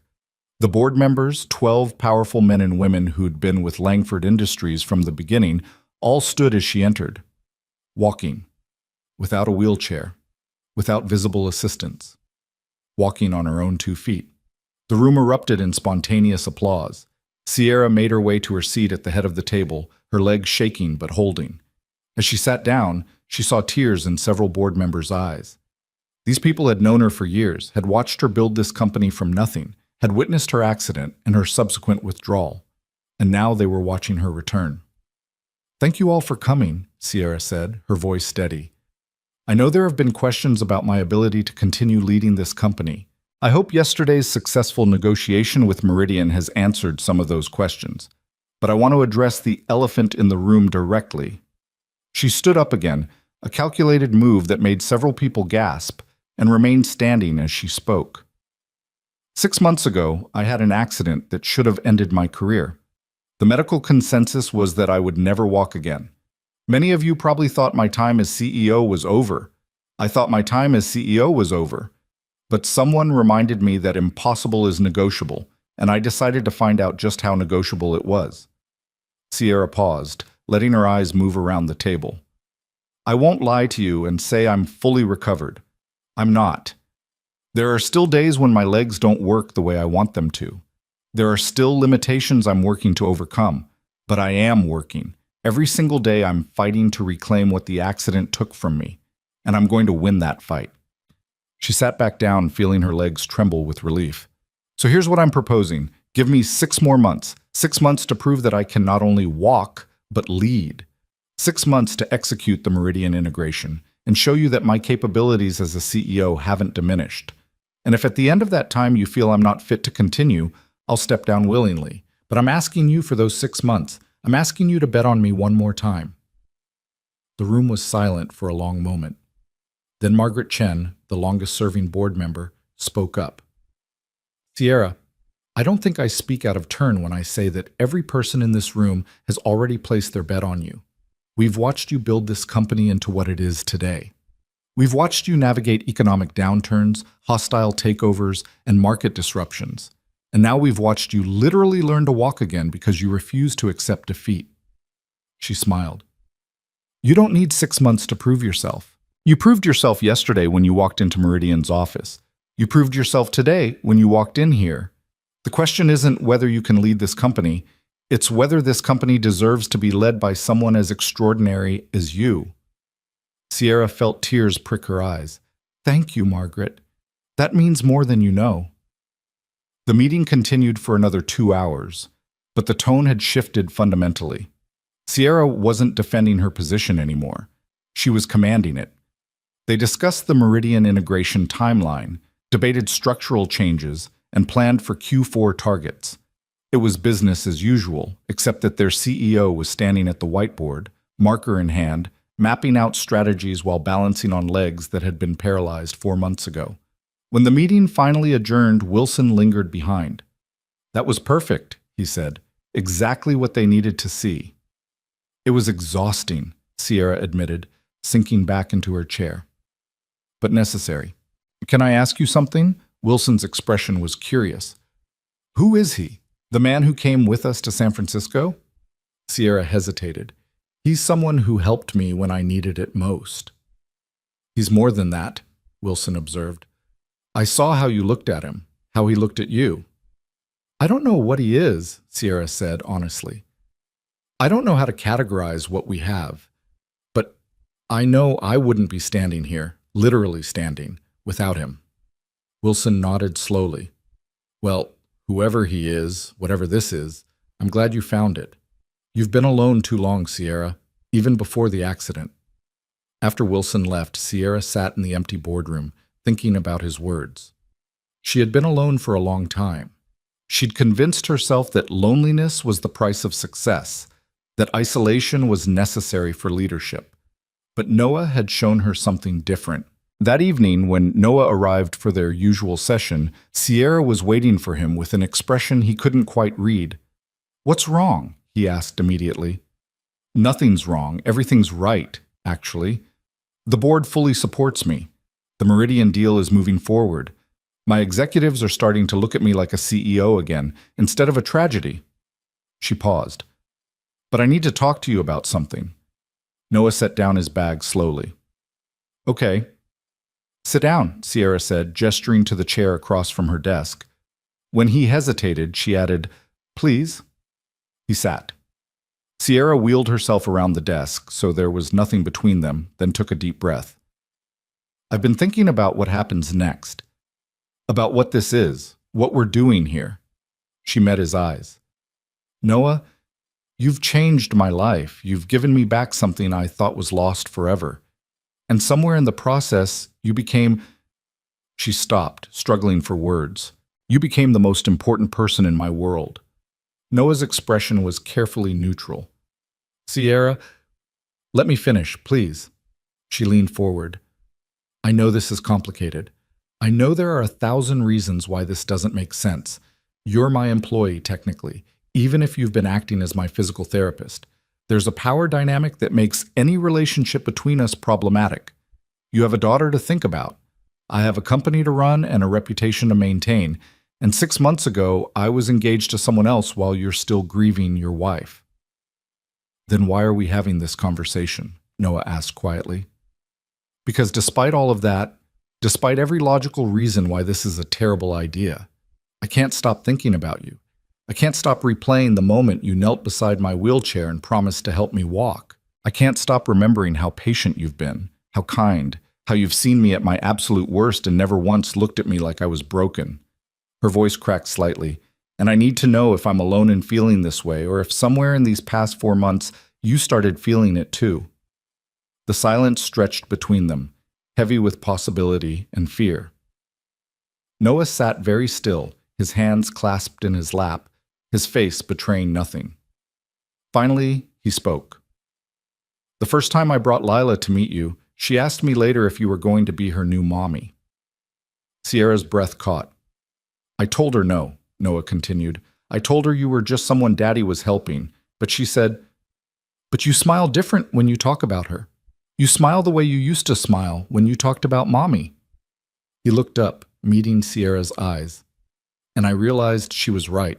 Somewhere along the way, helping you stopped being about physical therapy and became about wanting to see you smile, wanting to hear you laugh, wanting to be the person you turned to when things got hard. Noah, but, he interrupted gently, I'm also terrified. Jennifer's been gone for 4 years, and I still find myself reaching for my phone to text her about something funny Lila did. I still set out 2 coffee cups in the morning sometimes before I remember. And the thought of loving someone again, of opening myself up to that kind of loss again, his voice broke. I don't know if I'm capable of it. Sierra wheeled herself closer, reaching out to take his hands. I'm not asking you to stop loving Jennifer. I would never ask that. She was your wife, Lila's mother. She'll always be part of who you are. Then what are you asking? I'm asking if there's room in your life for something new, not as a replacement for what you lost, but as something separate, something that exists alongside your memories of her, not instead of them. Sierra squeezed his hands. I'm asking if you think you could take the risk of caring about someone again, knowing that life is fragile and uncertain and sometimes unfair. Noah looked at their joined hands, his thumb tracing circles on her palm. Do you know what Lila said to me last night? What? She said, Daddy, I like Miss Sierra. She's sad like us, but she's trying to be happy. Can we help her be happy? And I realized that's exactly what we've been doing. You've been helping me remember how to be alive instead of just existing, and maybe I've been helping you remember the same thing. So what do we do? Sierra asked. Where do we go from here? Honestly, I have no idea. This is the most complicated situation I've ever been in. Noah smiled slightly. But I think maybe we figure it out the same way we figured out how to get you walking, one step at a time, one day at a time, without any guarantees about where we'll end up. I can work with that, Sierra said softly. Then, surprising herself, she added, Noah, would you like to have dinner with me? Not here in the office, not as part of our training sessions. An actual dinner at an actual restaurant, like 2 people who are trying to figure out if this impossible thing between them might actually be possible? Noah was quiet for a long moment. Then he said, Yes, but I need to do something first. What? He stood up, walked to her bookshelf, and pulled down a framed photograph she kept there. It was one of the few personal items in her office, a picture of her standing at the summit of Mount Kilimanjaro 3 years ago, arms raised in victory, her face flushed with accomplishment and joy. This is who you are, Noah said, holding up the photo. Not the CEO in the power suits, not the woman in the wheelchair, not even the person learning to walk again. This is you, someone who climbs mountains because they're there, someone who doesn't accept limitations. Someone who lives fully and completely and courageously. He set the photo down and looked at her seriously. If we do this, if we try to build something together, I need you to promise me that you'll stay this person, that you won't dim your light or scale back your ambitions or try to make yourself smaller to fit into my life, because that's not what I want. I want all of you, Sierra, the brilliant ambitious, sometimes impossible woman who decided to learn to walk again just to prove the doctors wrong. Sierra felt tears streaming down her face. I promise. But you have to promise me something too. What? Promise me you'll let me love Lila. Not as a replacement for her mother, never that, but as someone who cares about her, who wants to be part of her life, who wants to see her grow up and be there for the moments that matter. Can you promise me that? Noah's eyes were bright. Yeah, I can promise that. They sat together in the quiet of Sierra's office, not speaking, just being. After a while, Noah said, We should probably still do the physical therapy session. You've had 2 big days and your muscles need the work. Sierra laughed through her tears. Ever the practical one. Someone has to be, since you're determined to climb metaphorical mountains on legs that barely work. They fell into their familiar routine, stretching, strengthening exercises, practice walks with the parallel bars. But something had shifted between them. The touches lingered a little longer. The eye contact held a little deeper. The space between them felt charged with possibility. By the time they finished, it was after 9 p.m. As Noah was packing up his things, Sierra said, Saturday night, for dinner, if you can get a babysitter. My neighbor loves watching Lila. Saturday works. Should I pick you up, or... Let's meet there, Noah said. I think we should keep this separate from work, from the building, from all of this. Just you and me, figuring out who we are outside of CEO and janitor, patient and therapist. Where should we go? Noah smiled. Let me surprise you. The next 3 days were strange. Sierra and Noah maintained their usual schedule, morning and evening sessions focused on physical recovery. But there was an undercurrent of anticipation, a sense that something significant was shifting between them. They were careful not to let it interfere with the work. If anything, Sierra pushed herself harder than ever, as if proving her physical recovery would somehow validate the emotional risk they were both preparing to take. On Friday evening, Noah brought Lila with him again. The little girl had grown comfortable in Sierra's office over the past months, treating it like a second home. She had her own special spot on the couch, where she'd draw, while her father helped Sierra exercise. Miss Sierra, Lila said, looking up from her artwork, are you going to come to my ballet recital next month? Sierra glanced at Noah, unsure how to respond. They'd agreed to take things slowly, to figure out what they were to each other before involving Lila too deeply. But the little girl was looking at her with such hopeful eyes that Sierra couldn't bring herself to say no.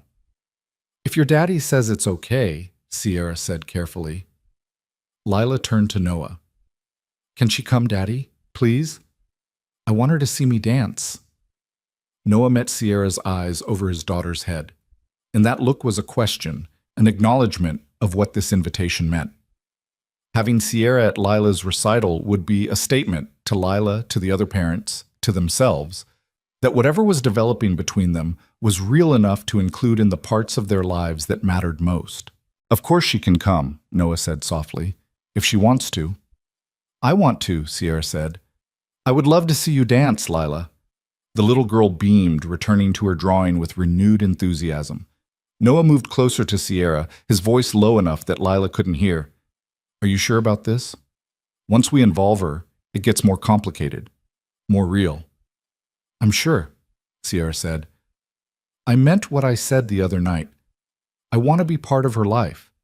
I want to be part of both of your lives, if you'll let me.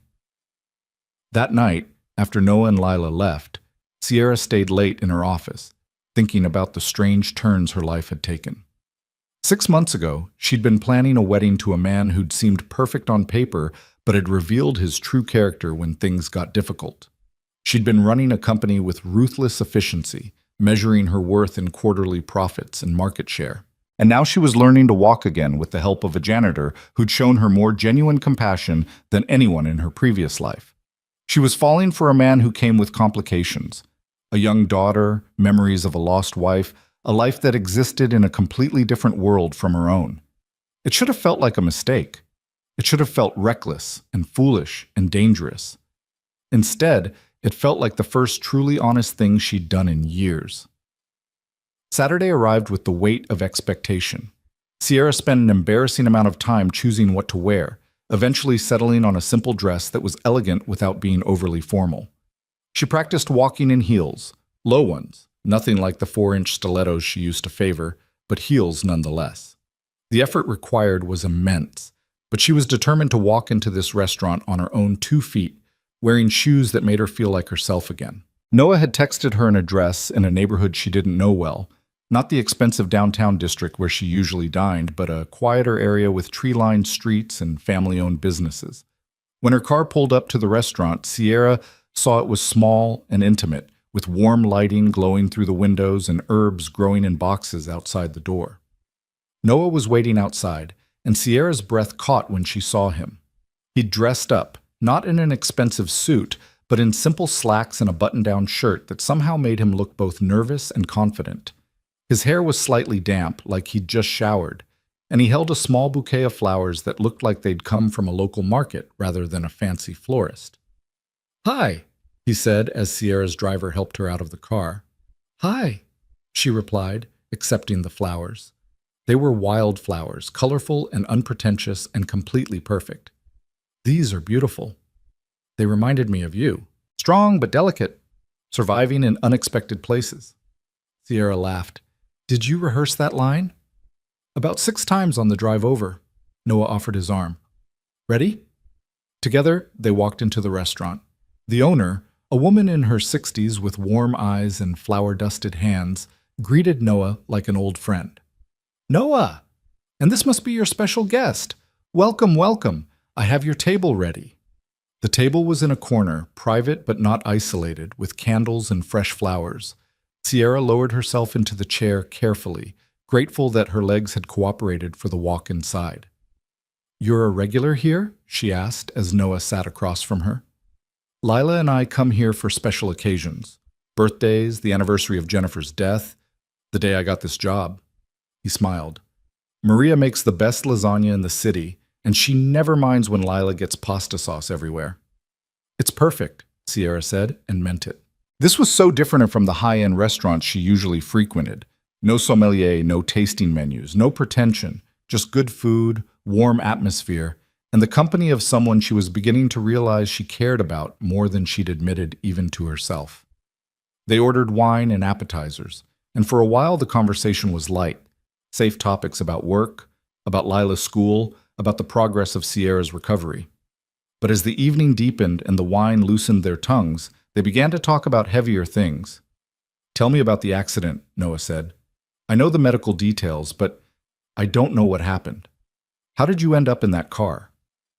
Sierra took a sip of wine, gathering her thoughts. "I was driving home from a business dinner. It was raining, one of those heavy fall rains that makes the roads slick and the visibility terrible. I was on the highway, probably driving too fast because I was tired and just wanted to get home. And then a semi in the next lane started to merge into my lane without signaling." She paused, the memory vivid despite the months that had passed. "I had a choice. Let him hit me or swerve. I swerved. The car hydroplaned, spun out, and slammed into the concrete divider. The impact crushed the driver's side of the car. My spine compressed at L1 and L2, and I lost consciousness immediately." "Were you alone?" "Completely. It was after 11 p.m. on a Tuesday. There wasn't much traffic. A truck driver saw the accident and called 911, but I was unconscious for almost 15 minutes before the ambulance arrived." Sierra's hands tightened around her wine glass. "The doctor said if the impact had been a few inches higher or lower, I would have died instantly. Instead, I just lost the use of my legs." "Just?" Noah raised an eyebrow. "You know what I mean. I survived. That should have felt like a victory, but for months it felt like the worst possible outcome. I was alive, but not living. Existing, but not functioning. I spent 6 months wishing the accident had finished the job." Noah reached across the table and took her hand. "I'm glad it didn't." "Me too, now, but for a long time I wasn't." Sierra met his eyes. "You saved my life, Noah. Not in the dramatic sense of pulling me from a burning building, but in the real day-to-day sense of giving me a reason to keep fighting when I'd lost all my reasons." "You saved yourself," Noah corrected gently. "I just showed up and reminded you that you could." Their food arrived, the famous lasagna, along with fresh bread and salad, and they ate slowly, savoring both the meal and the conversation. Sierra told Noah about building her company, about the early days when she'd been working 100-hour weeks and living on coffee and determination. Noah told her about his childhood, growing up in a working-class family where ambition was measured in steady paychecks and paid-off mortgages rather than corporate empires. "We're from completely different worlds," Sierra observed. "Does that bother you?" "No," she said honestly. "If anything, it's refreshing. Everyone in my world measures success the same way. Money, power, status. But you measure it differently. You measure it in Lila's happiness, in being able to provide for her, in being present for the moments that matter. I think your way might be healthier." "Both ways are valid," Noah said. "You've built something incredible, Sierra. You employ thousands of people, provide livelihoods for families, create value in the world. That matters. But I've also sacrificed everything else for it. Relationships, friendships, health, peace of mind. I've spent 15 years climbing a mountain, and when I finally got to the top, I realized I was there alone." She paused. The accident forced me to reevaluate what success means, and I'm still figuring out the answer." They talked for hours, losing track of time as the restaurant slowly emptied around them. Maria eventually came over with a knowing smile. "I hate to interrupt, but we're closing soon. Can I get you anything else?" Noah checked his watch and looked shocked. "It's almost midnight. I'm so sorry, Maria." "Don't apologize. It's good to see you happy, Noah. Both of you, stay as long as you need. I'll be in the kitchen." After she left, Sierra said, "She clearly adores you. Her son was Jennifer's best friend growing up. She's been like a second mother to me since Jennifer died. She watches Lila sometimes when my regular sitter is unavailable." "You have a good support system." "I do. I've been lucky that way. After Jennifer died, people showed up for us. Neighbors brought food, friends babysat. Maria gave me free meals when money was tight." Noah's expression grew thoughtful. "It taught me something important about community, about letting people help you. I think that's why I was able to help you, because I'd experienced being on the receiving end of that kind of generosity." "I never had that," Sierra admitted. "I built my success on the belief that asking for help was weakness, that independence was the ultimate goal. The accident shattered that belief, but it took you to show me that there was another way." They finally left the restaurant close to 1 a.m., both aware that they'd crossed some invisible threshold. This had been more than dinner. It had been a declaration that whatever was developing between them was worth exploring, worth the risk, worth the complications. Noah walked Sierra to her car, the city quiet around them. Before she got in, she turned to face him. "Thank you for tonight, for everything, really, for seeing me when I couldn't see myself, for believing in me when I'd stopped believing, for—" Noah kissed her. It was gentle, tentative, a question more than a statement. Sierra froze for a heartbeat, then melted into it, her hands coming up to frame his face. The kiss deepened, became something more certain, more real. When they finally pulled apart, both were breathless. "I've wanted to do that for weeks," Noah admitted. "I've wanted you to do that for weeks," Sierra replied. They stood there for a long moment, just looking at each other, both aware that they'd just irrevocably changed their relationship. There was no going back now. They'd moved beyond CEO and janitor, beyond patient and helper, into territory that was uncharted and terrifying and exhilarating. "I should go," Noah said reluctantly. "My neighbor will be wondering where I am." "I know." Sierra squeezed his hands. "Same time Monday morning?" "For physical therapy, yes. But Sierra, this doesn't change that. We still need to keep working on your recovery. I can't let my feelings for you interfere with helping you walk." "Agreed. Physical therapy is physical therapy. Everything else is—" "Everything else," Noah finished. They shared one more kiss before Sierra got into her car.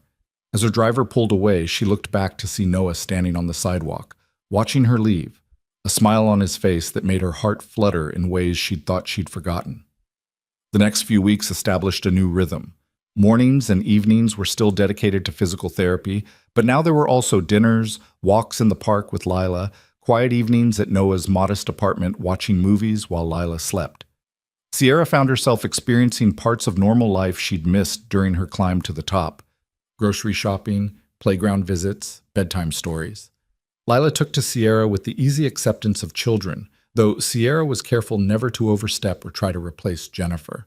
They talked about Lila's mother openly, looking at photos, sharing stories. Noah had created a memory box for Lila filled with Jennifer's things, and he let Sierra look through it, trusting her with the most precious remnants of his former life. She was beautiful, Sierra said, studying a photo of Jennifer at the beach, laughing at something off camera. She was, Noah agreed. She was also stubborn, terrible with money, and sang off key to every song on the radio. She burned dinner at least twice a week and could never remember to put gas in the car before it hit empty. Sierra looked at him in surprise. You never talk about her flaws. Because for a long time it felt wrong, like acknowledging she wasn't perfect somehow dishonored her memory. Noah took the photo, tracing Jennifer's face with his finger. But Lila's getting older, and I want her to remember her mother as a real person, not a saint. Jennifer was wonderful and flawed and completely human, just like the rest of us. Do you think she'd approve of me? Sierra asked quietly. Noah was quiet for a long moment. I think she'd be glad I found someone who challenges me, who makes me want to be better, who treats Lila with such care. I think she'd worry that you work too hard and don't eat enough vegetables. And I think she'd probably make some joke about me dating my boss and violating every HR policy ever written. Sierra laughed despite the emotional weight of the conversation. We are sort of a walking HR nightmare, aren't we? Completely. Which is why I've been meaning to talk to you about something. What? I need to quit my job as janitor at Langford Industries. Sierra's stomach dropped. What? Why? Because as long as I'm your employee, this relationship is ethically questionable. There's a power imbalance that makes everything complicated. So I've been looking for other janitorial positions, and I found one at a hospital across town. Better pay, actually, and the night shift hours work better for Lila's school schedule. You're quitting because of me? I'm quitting because of us, Noah corrected. If we're going to do this, really do this, we need to do it right. No conflicts of interest, no whispers about favoritism or inappropriate relationships. Clean slate. Sierra processed this, her emotions complicated. On one hand, she understood his reasoning and even agreed with it. On the other hand, the thought of Noah not being in her building every night felt wrong. When? She asked. 2 weeks. I've already given notice to facilities management. They think I'm leaving for the better pay, which is true, just not the whole truth. Will we still do the physical therapy sessions? Of course. But maybe we should start transitioning you to a real physical therapist soon. Someone with actual credentials and training. Noah held up his hand when Sierra started to protest. I'm not abandoning you. I'm just acknowledging that you've progressed beyond what I can help with. You're walking, Sierra. Really walking. You don't need me anymore. At least not for that. But I do need you, Sierra said. Just for different reasons now. And I'll be here for those reasons. But I think it's time we separate the different parts of our relationship. I want to be your partner, not your therapist. Your equal, not your employee. Sierra understood what he was saying, even appreciated it. But the transition still felt bittersweet. These past months, their physical therapy sessions had been the scaffolding around which everything else was built. Without that structure, they'd have to figure out how to be together in a more normal way. A week later, Sierra attended Lila's ballet recital. She sat in the audience between Noah and his neighbor, Marcus, watching 4-year-olds stumble through a simplified version of Swan Lake. Lila was in the second row, her face serious with concentration as she tried to remember the moves. When the performance ended, Lila bounded off stage and ran straight to Sierra. Did you see me? Did you see my pirouette? You were magnificent, Sierra said, hugging the little girl. A natural prima ballerina. Later, at the ice cream shop where they'd gone to celebrate, Lila asked Sierra, Are you going to be Daddy's girlfriend? Noah choked on his coffee. Lila, that's not... We haven't... It's okay, Sierra said, meeting Noah's eyes over Lila's head. Then she looked at the little girl seriously. Would that be okay with you if I was? Lila considered this carefully, her face scrunched in thought. Would you still be Miss Sierra, or would I have to call you something else? You can call me whatever feels right to you. And would you come to my stuff, like school plays and parent days and birthday parties? If you want me to, yes. And would you read me bedtime stories sometimes? I would love to read you bedtime stories. Lila nodded decisively. Then yes, you can be Daddy's girlfriend, but you have to promise not to leave us like Mommy did. The request was so innocent, so heartbreaking, that Sierra felt tears spring to her eyes. She looked at Noah, who was clearly struggling with his own emotions. Sweetheart, Noah said gently, Mommy didn't choose to leave us. She died. That's different. But people leave sometimes anyway, Lila insisted, her lower lip trembling. My friend Emma's daddy left, and he didn't die. He just left.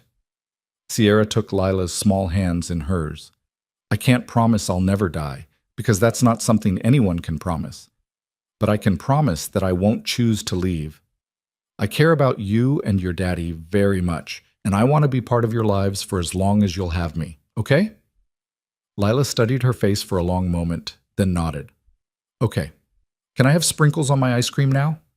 The crisis passed as quickly as it had arrived, as things often did with children. But later, after they'd dropped Lila off with Marcus for a sleepover, Noah and Sierra sat in his car, processing what had happened.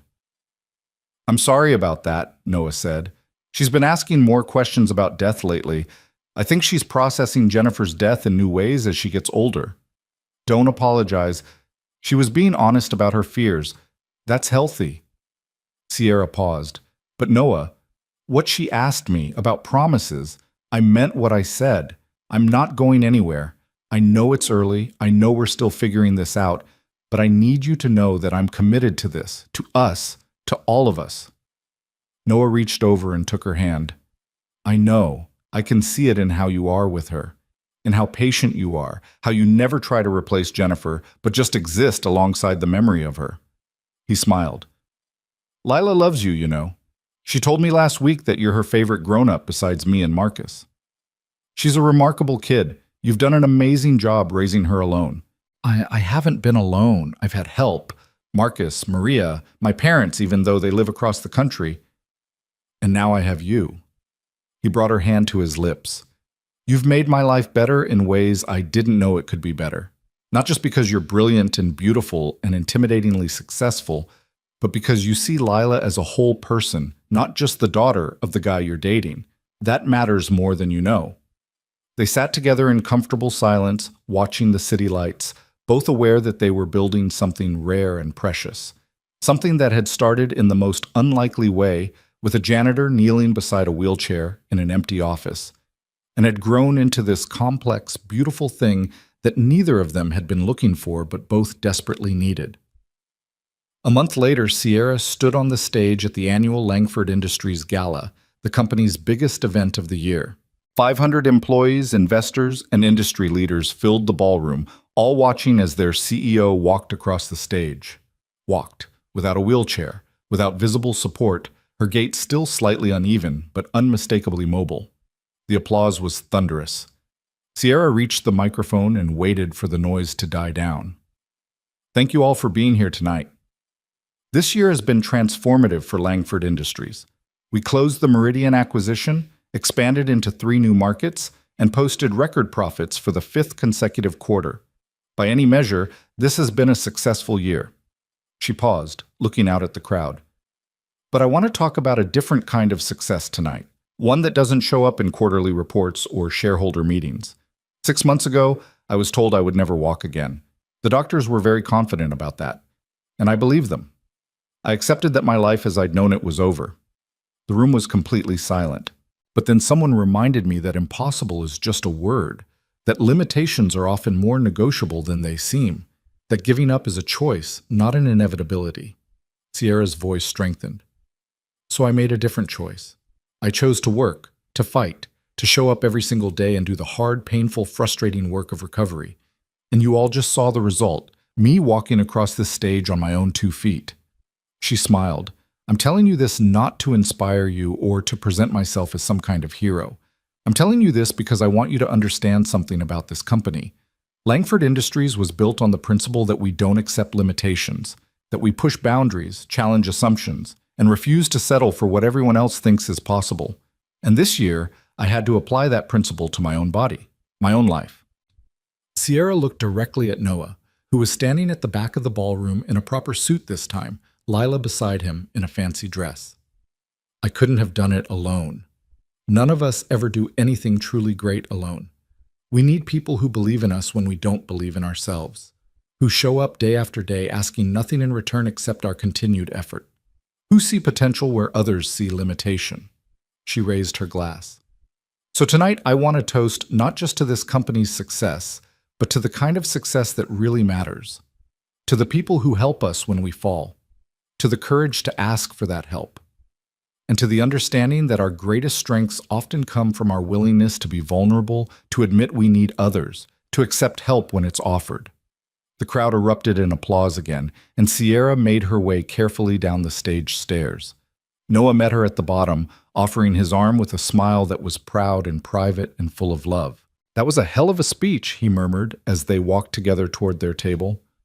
"I had a hell of an inspiration," Sierra replied. The rest of the evening passed in a blur of congratulations and conversations. People who hadn't spoken to Sierra in months, who'd written her off after the accident, now lined up to shake her hand and comment on her remarkable recovery. Sierra accepted their praise graciously, but she was acutely aware that many of these same people had been ready to push her out when she'd seemed weak. Only Noah had seen her at her worst and stayed anyway. Late in the evening, after Lila had fallen asleep in her chair and the crowd had thinned, Wilson approached their table. "Can I speak with you privately, Sierra?" They stepped out onto the terrace overlooking the city. Wilson was quiet for a moment, then said, "I owe you an apology." "For what?" "For doubting you. After the accident, I started preparing to take over as CEO. I told myself I was just being prudent, planning for all contingencies, but the truth is I'd given up on you. I thought you were done." He met her eyes. "I was wrong. What you've accomplished in these past months, not just the physical recovery, but the way you've taken back control of the company, closed the Meridian deal, reinvigorated the leadership team, it's extraordinary, and I'm sorry I doubted you." Sierra was quiet, processing this. "Thank you for saying that, and for being honest," she paused. "But Wilson, I need to be honest too. 6 months ago, you were right to doubt me. I had given up. If you'd taken over as CEO then, it would have been the right move for the company. I wasn't capable of leading. But you are now. Because someone reminded me that I could be. That's the difference, Wilson. When I fell, you prepared to replace me. And I don't blame you for that. It was the logical business decision. But Noah knelt beside me and said, 'I'll help you stand.' And that made all the difference." Wilson looked back through the windows at Noah, who was gently carrying a sleeping Lila toward the exit. "He's good for you. I can see it. You're different now, still driven, still brilliant, but more human somehow, more real. He taught me that strength and vulnerability aren't opposites, that asking for help isn't weakness, that the people who see you at your worst and choose to stay are the ones worth keeping in your life." "Is it serious, between you two?" Sierra smiled. "Yes, very serious." "Good." Wilson extended his hand. "Then congratulations on both your recoveries, the one everyone can see and the one that matters more." After he left, Sierra stood alone on the terrace, looking out at the city she'd conquered through sheer force of will. She'd spent 15 years building an empire, proving she could succeed in a male-dominated industry, accumulating wealth and power and influence. And it had taken losing everything, her mobility, her independence, her sense of self, to learn what actually mattered. Inside, Noah was settling Lila more comfortably in her chair, his movements gentle and practiced. He looked up, saw Sierra watching, and smiled. She smiled back, and in that moment, standing on her own 2 feet, surrounded by the success she'd built but focused on the man who'd helped her rebuild herself, Sierra understood something fundamental. The empire she'd created would eventually pass to someone else. The quarterly reports and market victories would fade into history. But the connections she'd made, with Noah, with Lila, with the parts of herself she'd rediscovered in recovery, those would last. Those were the achievements that actually mattered. 3 months after the gala, Sierra stood in front of the mirror in her office bathroom, staring at her reflection with a mixture of disbelief and pride.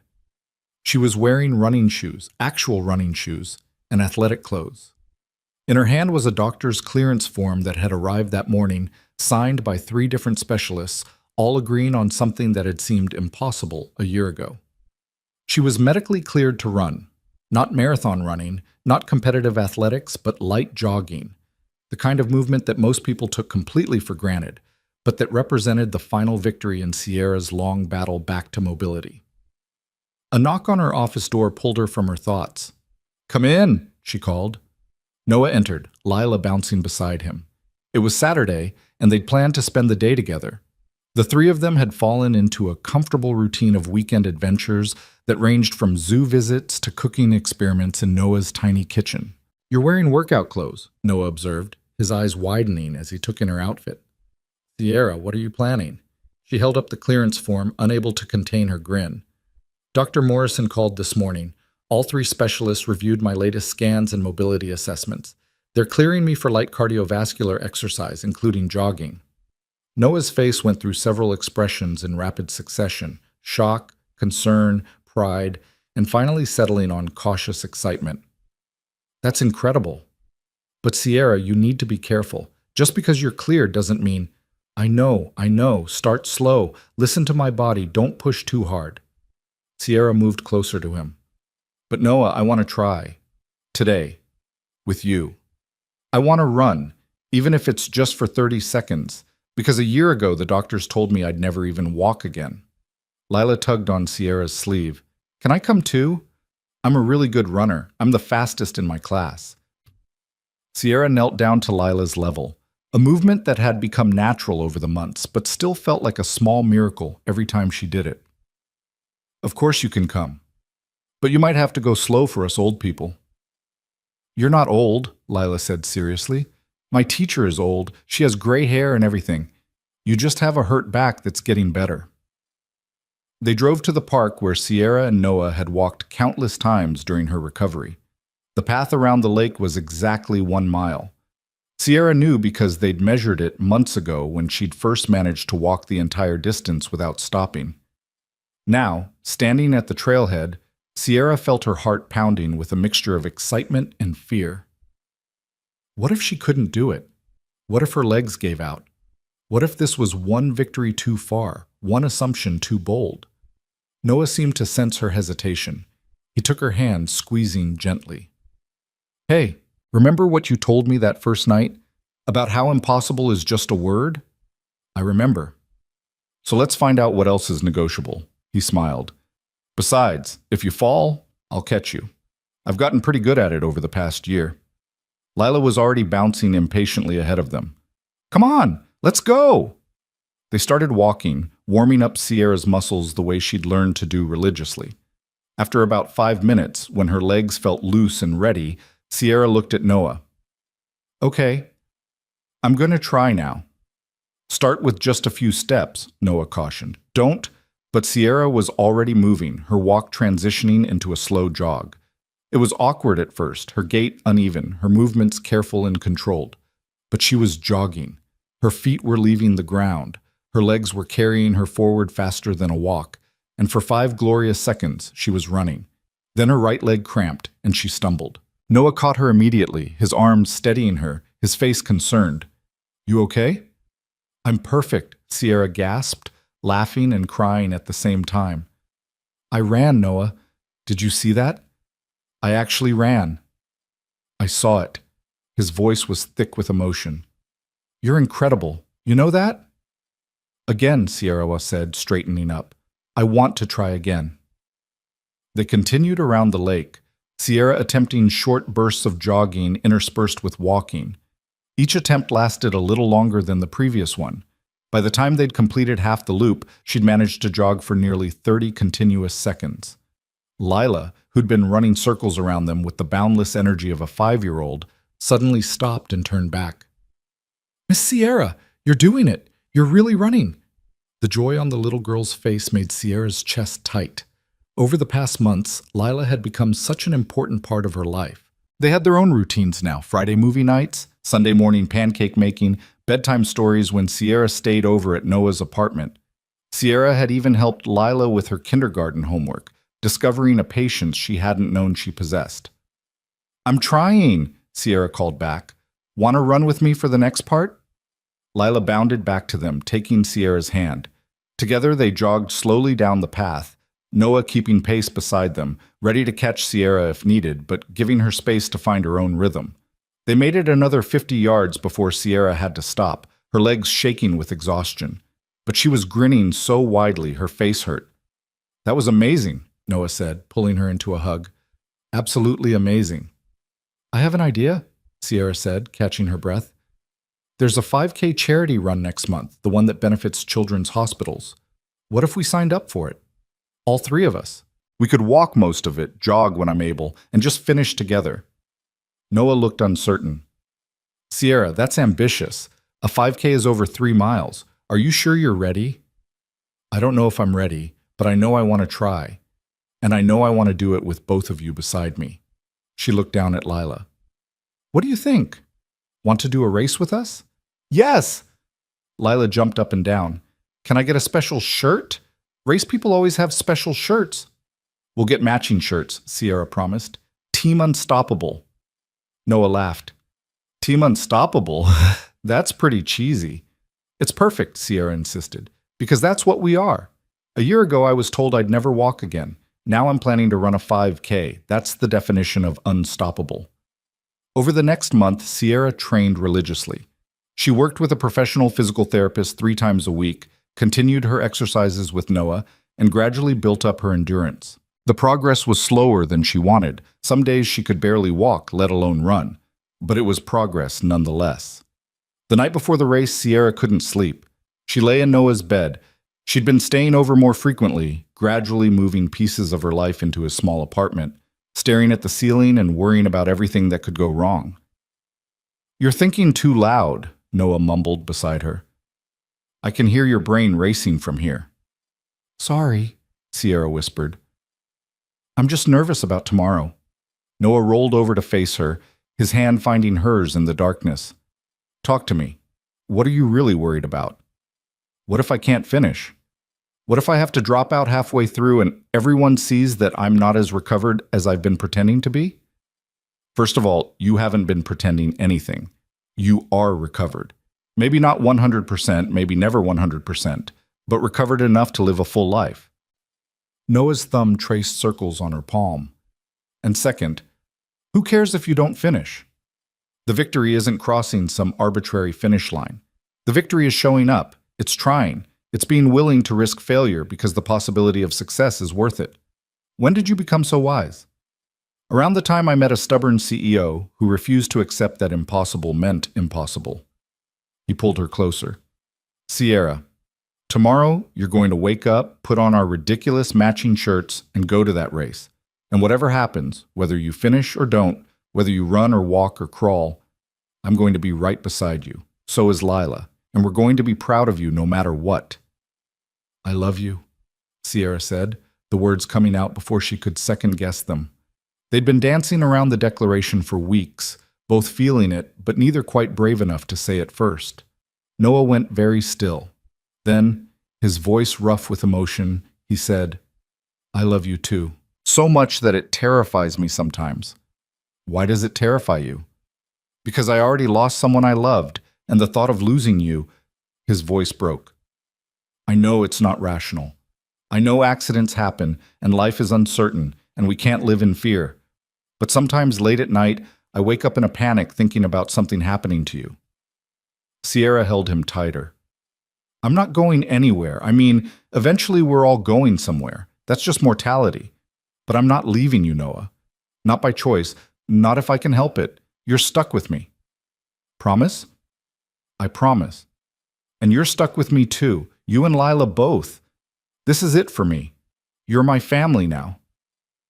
They fell asleep wrapped around each other, and for the first time in weeks, Sierra didn't have nightmares about falling or failing or losing everything she'd fought so hard to regain.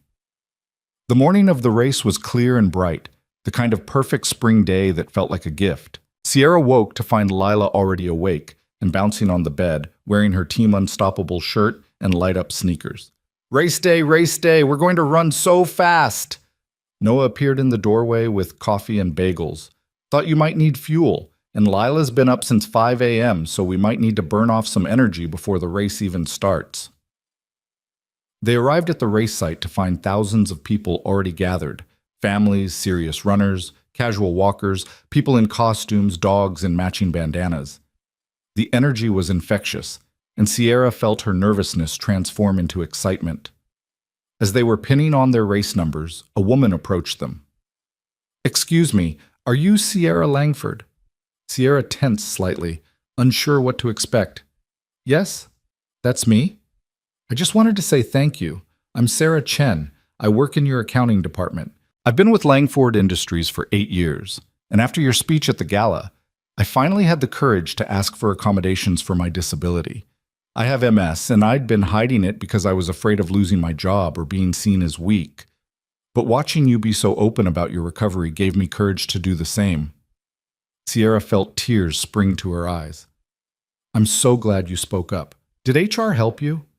"They were amazing. I got a standing desk, modified schedule, and access to the company's disability support program that I didn't even know existed. It's changed everything." Sarah glanced at Noah and Lila. "Is this your family?" "Yes," Sierra said without hesitation. "This is Noah and his daughter Lila. My family." After Sarah left, Noah squeezed Sierra's hand. "That was beautiful. Look at you, changing lives just by being honest about your own struggles. I never thought about it that way. I was so focused on my own recovery that I didn't consider how it might affect other people." "That's leadership," Noah said. "Not the kind that comes from quarterly reports or board meetings, but the kind that comes from being human and vulnerable and showing people that it's okay to need help."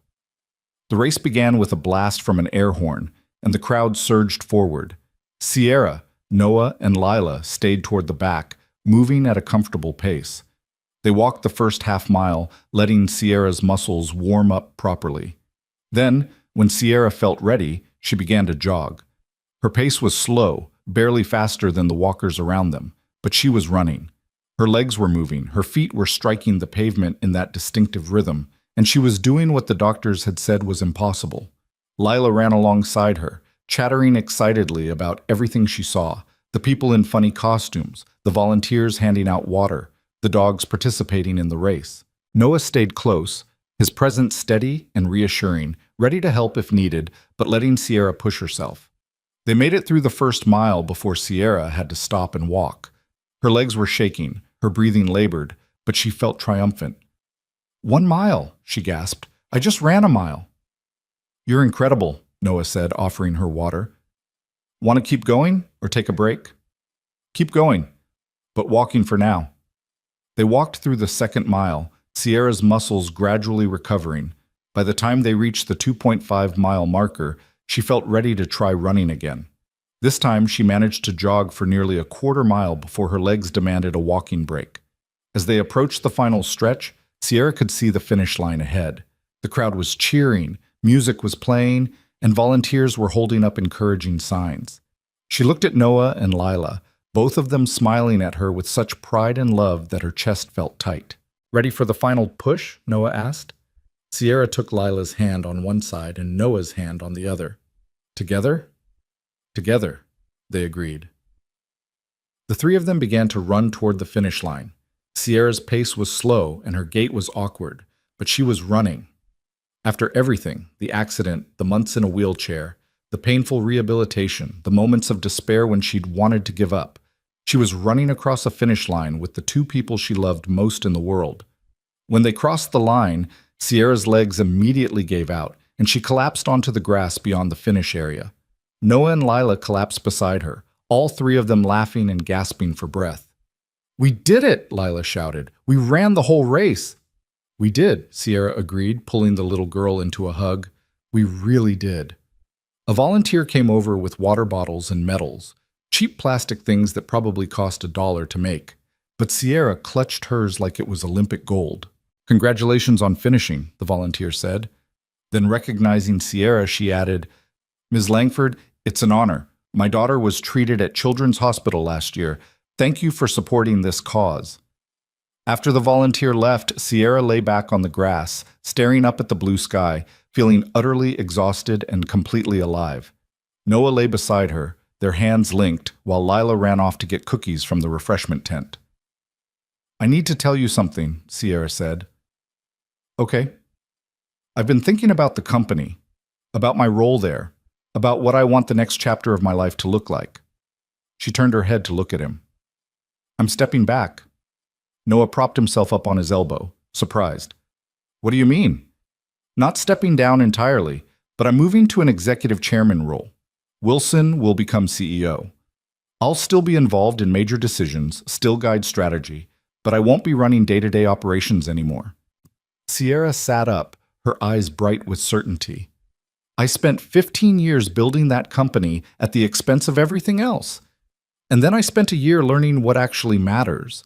I don't want to go back to 80-hour weeks and missing the moments that count." "Sierra, you don't have to do this for me. I never asked you to." "I'm not doing it for you. I'm doing it for me. For us. For the life I want to build that includes more than just work." She squeezed his hand. "I want to be present for Lila's school plays and soccer games. I want to have dinner with you more than twice a week. I want to travel and volunteer, and maybe even sit still for longer than 5 minutes without feeling guilty about it." Noah was quiet for a long moment. "Are you sure? You've worked so hard to build Langford Industries. I don't want you to resent giving it up." "I'm not giving it up. I'm redefining what success means to me. For years, I measured my worth by how much I could accomplish, how hard I could work, how high I could climb. But the accident taught me something crucial. None of that matters if you don't have people to share it with. None of it means anything if you're too busy climbing to notice the view." Lila ran back with cookies for all of them, and they sat together on the grass, eating and watching other runners cross the finish line. After a while, Lila asked, "Miss Sierra, can I ask you something?" "Of course, sweetie." "Are you going to marry my daddy?" Noah choked on his cookie. "Lila, you can't just ask people that." But Sierra was laughing. "You know what? That's a very good question." She looked at Noah, her expression suddenly serious. "What do you think? Should I marry your daddy?" Noah's eyes were wide. "Sierra, you don't have to. This isn't. We haven't even talked about. I'm talking about it now." Sierra's voice was steady, certain. "I love you, Noah. I love Lila. I love the life we're building together. And I want to make it official. So yes, Lila, I would very much like to marry your daddy. If he'll have me." "Is that a proposal?" Noah asked, his voice strange. "I guess it is. I'm proposing to you in the middle of a park, covered in sweat, eating a cheap cookie, with your 5-year-old daughter as a witness. It's probably the least romantic proposal in history, but it's honest and real and very us." Noah started laughing, then crying, then both at once. "Yes, God, yes, of course I'll marry you." Lila squealed and threw her arms around both of them. "We're going to be a real family. Can I be in the wedding? Can I wear a fancy dress? Can we have cake?" "You can absolutely be in the wedding," Sierra promised. "The most important person in the wedding, actually. What do you think about being our flower girl?" "What's a flower girl?" "Someone who walks down the aisle throwing flower petals and looking adorable. Think you can handle that?" "I can be so adorable," Lila said seriously. "I'm adorable every day. Daddy says so." They stayed in the park for hours, lying on the grass and talking about the future, about wedding plans and honeymoons and whether they'd live in Sierra's penthouse or Noah's apartment or find something new that was truly theirs. They talked about Lila's school and Sierra's transition at work and whether they might want to have more children someday. As the sun began to set, painting the sky in shades of gold and pink, Sierra felt a profound sense of peace. A year ago, she'd been at the lowest point of her life, sitting alone in a wheelchair, convinced that her story was over. But it hadn't been over. It had just been the end of one chapter and the beginning of something entirely new. She'd learned that strength wasn't about never falling down. It was about getting back up. That asking for help wasn't weakness, it was wisdom. That the people who saw you at your worst and loved you anyway were the people worth keeping in your life. 6 months later, Sierra stood at the altar in a small garden ceremony, her legs steady beneath her, wearing a simple white dress and no shoes, her one concession to the practical reality that heels were still a challenge. Noah stood across from her in a suit that actually fit properly, his eyes bright with tears, while Lila stood between them in a princess dress, clutching a basket of flower petals. The guest list was small. Wilson and a few close executives from Langford Industries, Marcus and Maria, and other friends who'd supported Noah through his darkest days, Sierra's parents who'd flown in from the East Coast still looking somewhat bewildered by their daughter's unconventional choice of partner, and a handful of others who mattered. As the officiant spoke about love and commitment and the courage it takes to build a life together, Sierra thought about the journey that had brought them here. The accident that had seemed like an ending, but had actually been a beginning. The night Noah had walked into her office and refused to let her give up. The months of painful rehabilitation that had transformed not just her body, but her entire understanding of what mattered in life. Do you, Sierra Langford, take this man to be your lawfully wedded husband?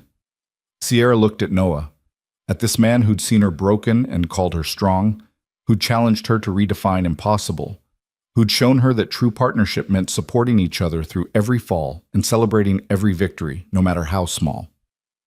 I do, she said, her voice clear and certain. And do you, Noah Brandt, take this woman to be your lawfully wedded wife? Noah's smile was radiant. I absolutely do. Well, then by the power vested in me, I now pronounce you husband and wife. You may kiss the bride.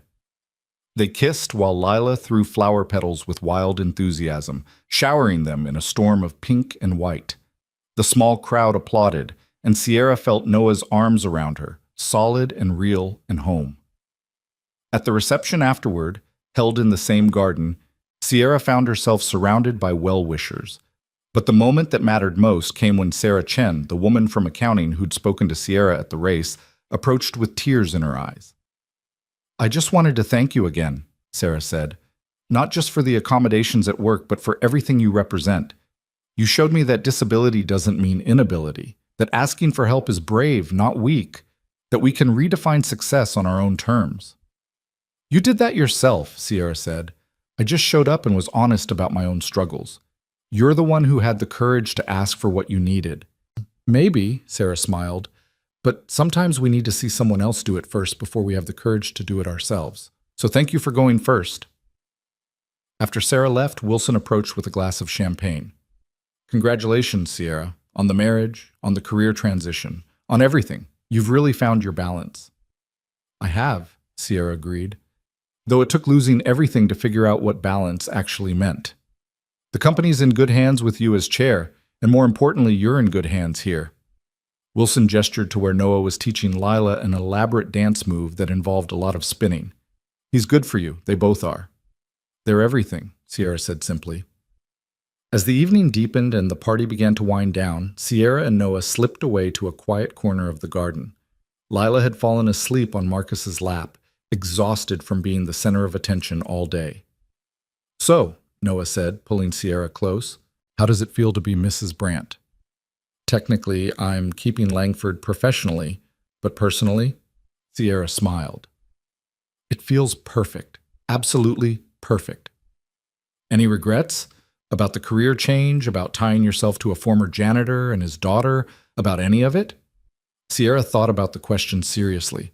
A year ago, even 6 months ago, she might have had doubts, might have worried about what she was giving up, what compromises she was making, whether she was sacrificing too much of herself for this relationship.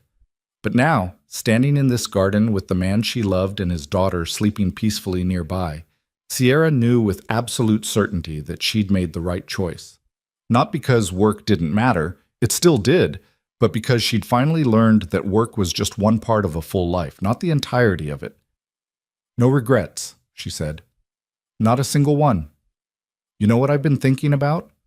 What? That first night you walked into my office, when you knelt beside my wheelchair and said you'd help me walk. Do you remember what I said? You laughed at me. Then you cried. I cried because for the first time in months, someone looked at me and saw possibility instead of limitation. You didn't see a broken CEO or a tragedy or a cautionary tale. You saw someone who could be helped, someone worth helping.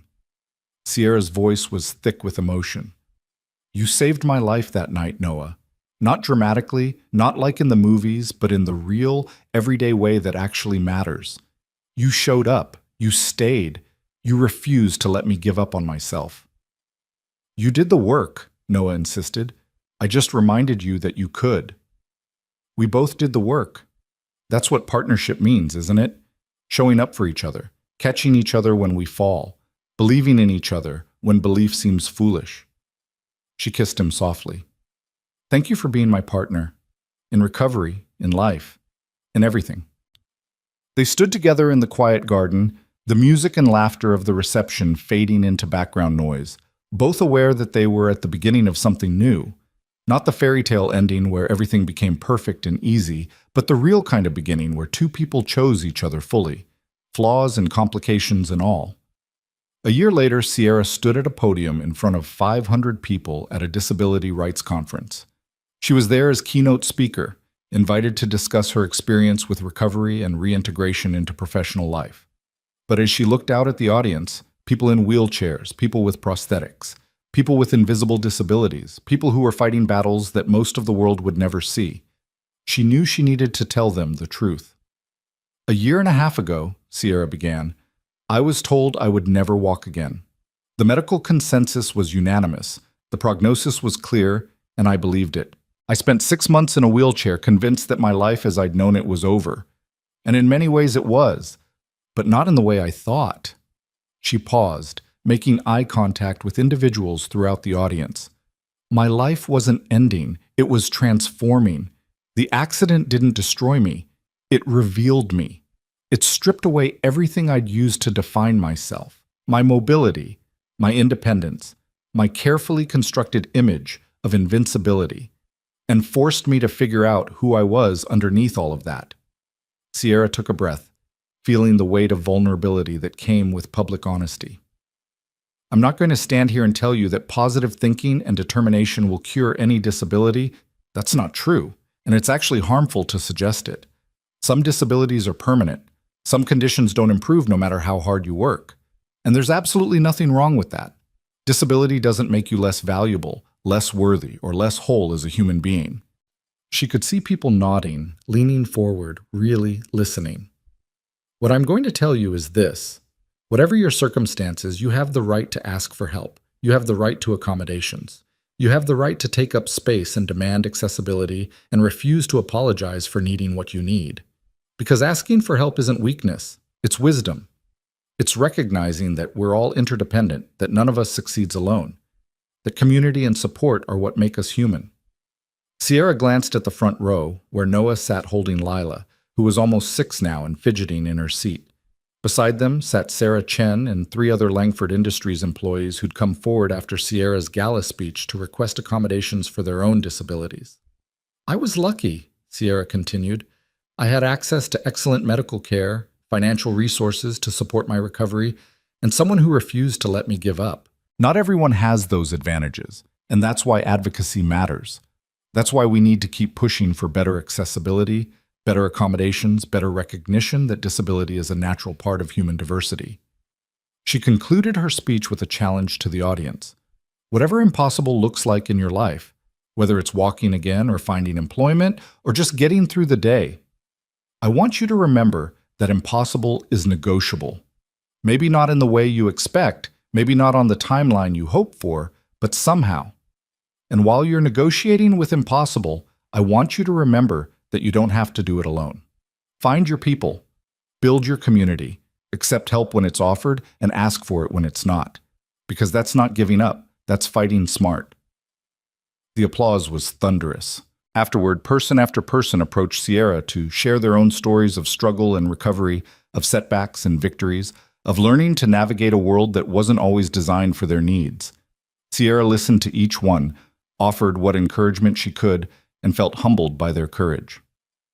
That evening, back at the home Sierra and Noah had bought together, a single-story house with wide doorways and no stairs, designed with accessibility in mind even though Sierra rarely needed accommodations anymore. They sat on the back patio watching Lila chase fireflies in the yard. You were amazing today, Noah said, his arm around Sierra's shoulders. The way you spoke to that audience, the honesty, the vulnerability, it was powerful. I just told the truth. That's all I can ever do. The truth is revolutionary, Noah replied. especially when it comes from someone with your platform. You're changing minds, Sierra. You're showing people that success and disability aren't mutually exclusive. Sierra leaned into him, watching Lila's joyful pursuit of the glowing insects. Do you ever think about that first night when you walked into my office? All the time. Do you ever wonder what would have happened if you hadn't? If you just walked past, kept cleaning, gone home? Noah was quiet for a moment. I think you would have found your way eventually. Maybe not as quickly, maybe not in the same way, but you're too strong to stay down permanently. I'm not so sure about that. I was in a pretty dark place. But you're not anymore, and neither am I. Noah kissed the top of her head. We saved each other, Sierra. You gave my life meaning beyond just surviving. You showed me that it's possible to love again after loss. You gave Lila a mother figure who loves her unconditionally. That's not nothing. No, Sierra agreed, her throat tight with emotion. That's everything. Lila ran up to them, breathless and grinning, a firefly cupped carefully in her hands. Look, I caught one. Can we keep it? We have to let it go, sweetheart, Noah said gently. Fireflies need to be free to fly. But I caught it fair and square. Sierra knelt down to Lila's level, still one of her favorite small victories, the ability to kneel and rise without assistance. I know you did, but sometimes the most loving thing we can do is let beautiful things be free. Watch. She helped Lila open her hands, and together they watched the firefly orient itself, test its wings, and then take flight, joining the constellation of glowing insects dancing through the evening air. See? Sierra said. Now it can do what it was meant to do, and we get to watch and appreciate its beauty without owning it. Lila thought about this for a moment, then nodded. Okay, but can we catch another one? As Lila ran back into the yard, Noah pulled Sierra to her feet and into his arms. That was profound, the metaphor about letting things be free. I learned it from you, Sierra said. You never tried to cage me or limit me or make me smaller to fit into your life. You let me be exactly who I was and loved me anyway. That's because who you are is extraordinary. They stood together in the gathering darkness, watching Lila chase fireflies, listening to the summer insects sing their evening songs, feeling the weight of their joined hands and the warmth of shared breath and the profound rightness of this moment. Sierra thought about the long road that had brought them here, through accident and recovery, through despair and hope, through the painful process of learning to walk again, both literally and metaphorically. She thought about the woman she'd been before the accident, so focused on professional success that she'd forgotten to build a personal life. And she thought about who she'd become, not despite the accident, but because of it and everything that came after. I wouldn't change it, she said suddenly. Change what? Any of it. The accident, the recovery, all of it. I know that's probably terrible to say. I know I should wish it had never happened, but if I could go back and prevent the accident, I'm not sure I would. Because then I wouldn't have this. I wouldn't have you and Lila. I wouldn't have learned the things I needed to learn about what actually matters in life. Noah was quiet, understanding the weight of what she was saying. That's not terrible. That's just honest. Sometimes the worst things that happen to us lead to the best things in our lives. Not because the trauma was good, but because we're capable of growing from it. Exactly. Sierra rested her head against his shoulder. I'm grateful for the woman I've become, even if I had to break completely to become her.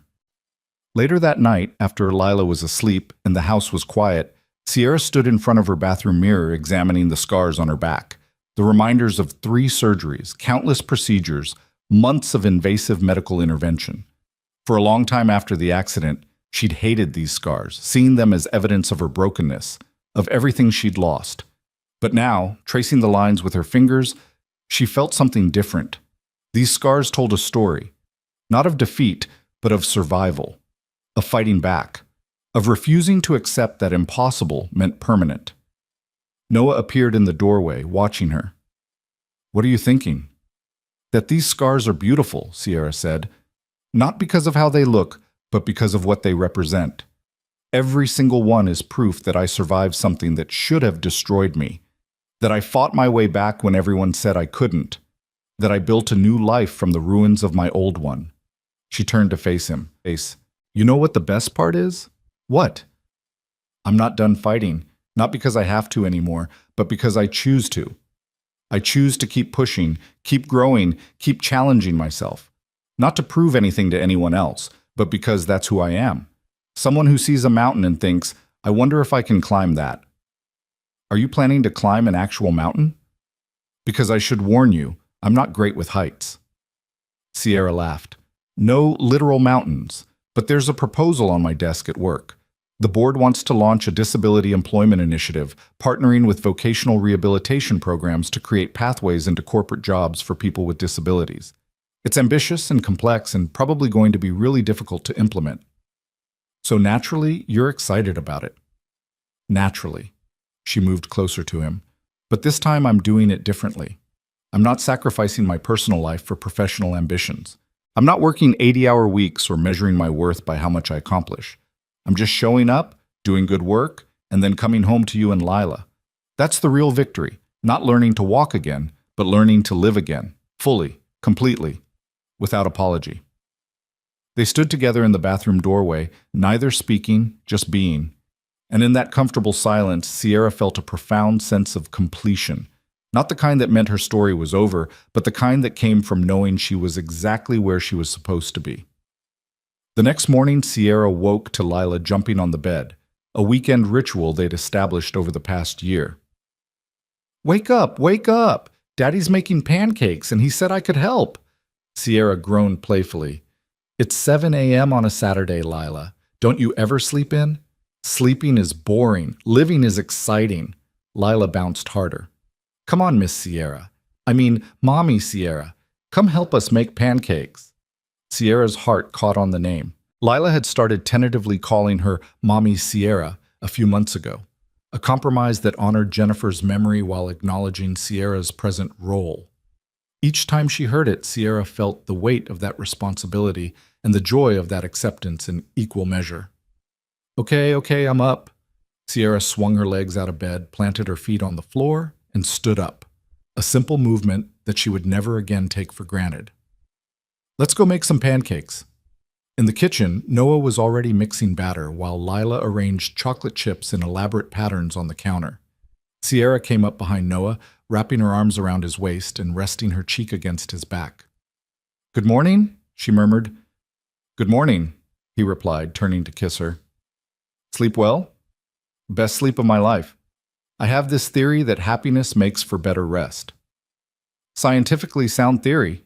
Noah handed her a spatula. Want to help? Lila's in charge of chocolate chip distribution. I'm on batter duty, and you can handle the actual cooking. They worked together in easy harmony, the kitchen filling with the smell of pancakes and the sound of Lila's chatter. This, Sierra thought, this was what success actually looked like. Not corner offices or quarterly reports or industry recognition, though those had their place.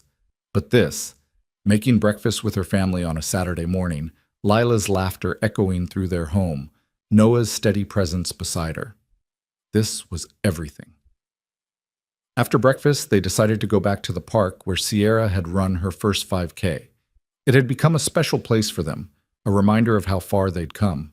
As they walked the familiar path, Sierra found herself thinking about all the people who'd been part of her journey, the doctors who'd helped her recover, the board members who'd supported her transition, the employees who'd shown up every day even when leadership was uncertain, Sarah Chen and others who'd been brave enough to ask for accommodations, and Marcus and Maria who'd been Noah's village through his darkest days. Penny for your thoughts? Noah asked. I'm just grateful, Sierra said simply. For all of it. For every person who played a part in getting me here. For you, most of all. For refusing to walk past a woman in a wheelchair crying alone in her office one random night. Best decision I ever made, Noah said. Well, second best.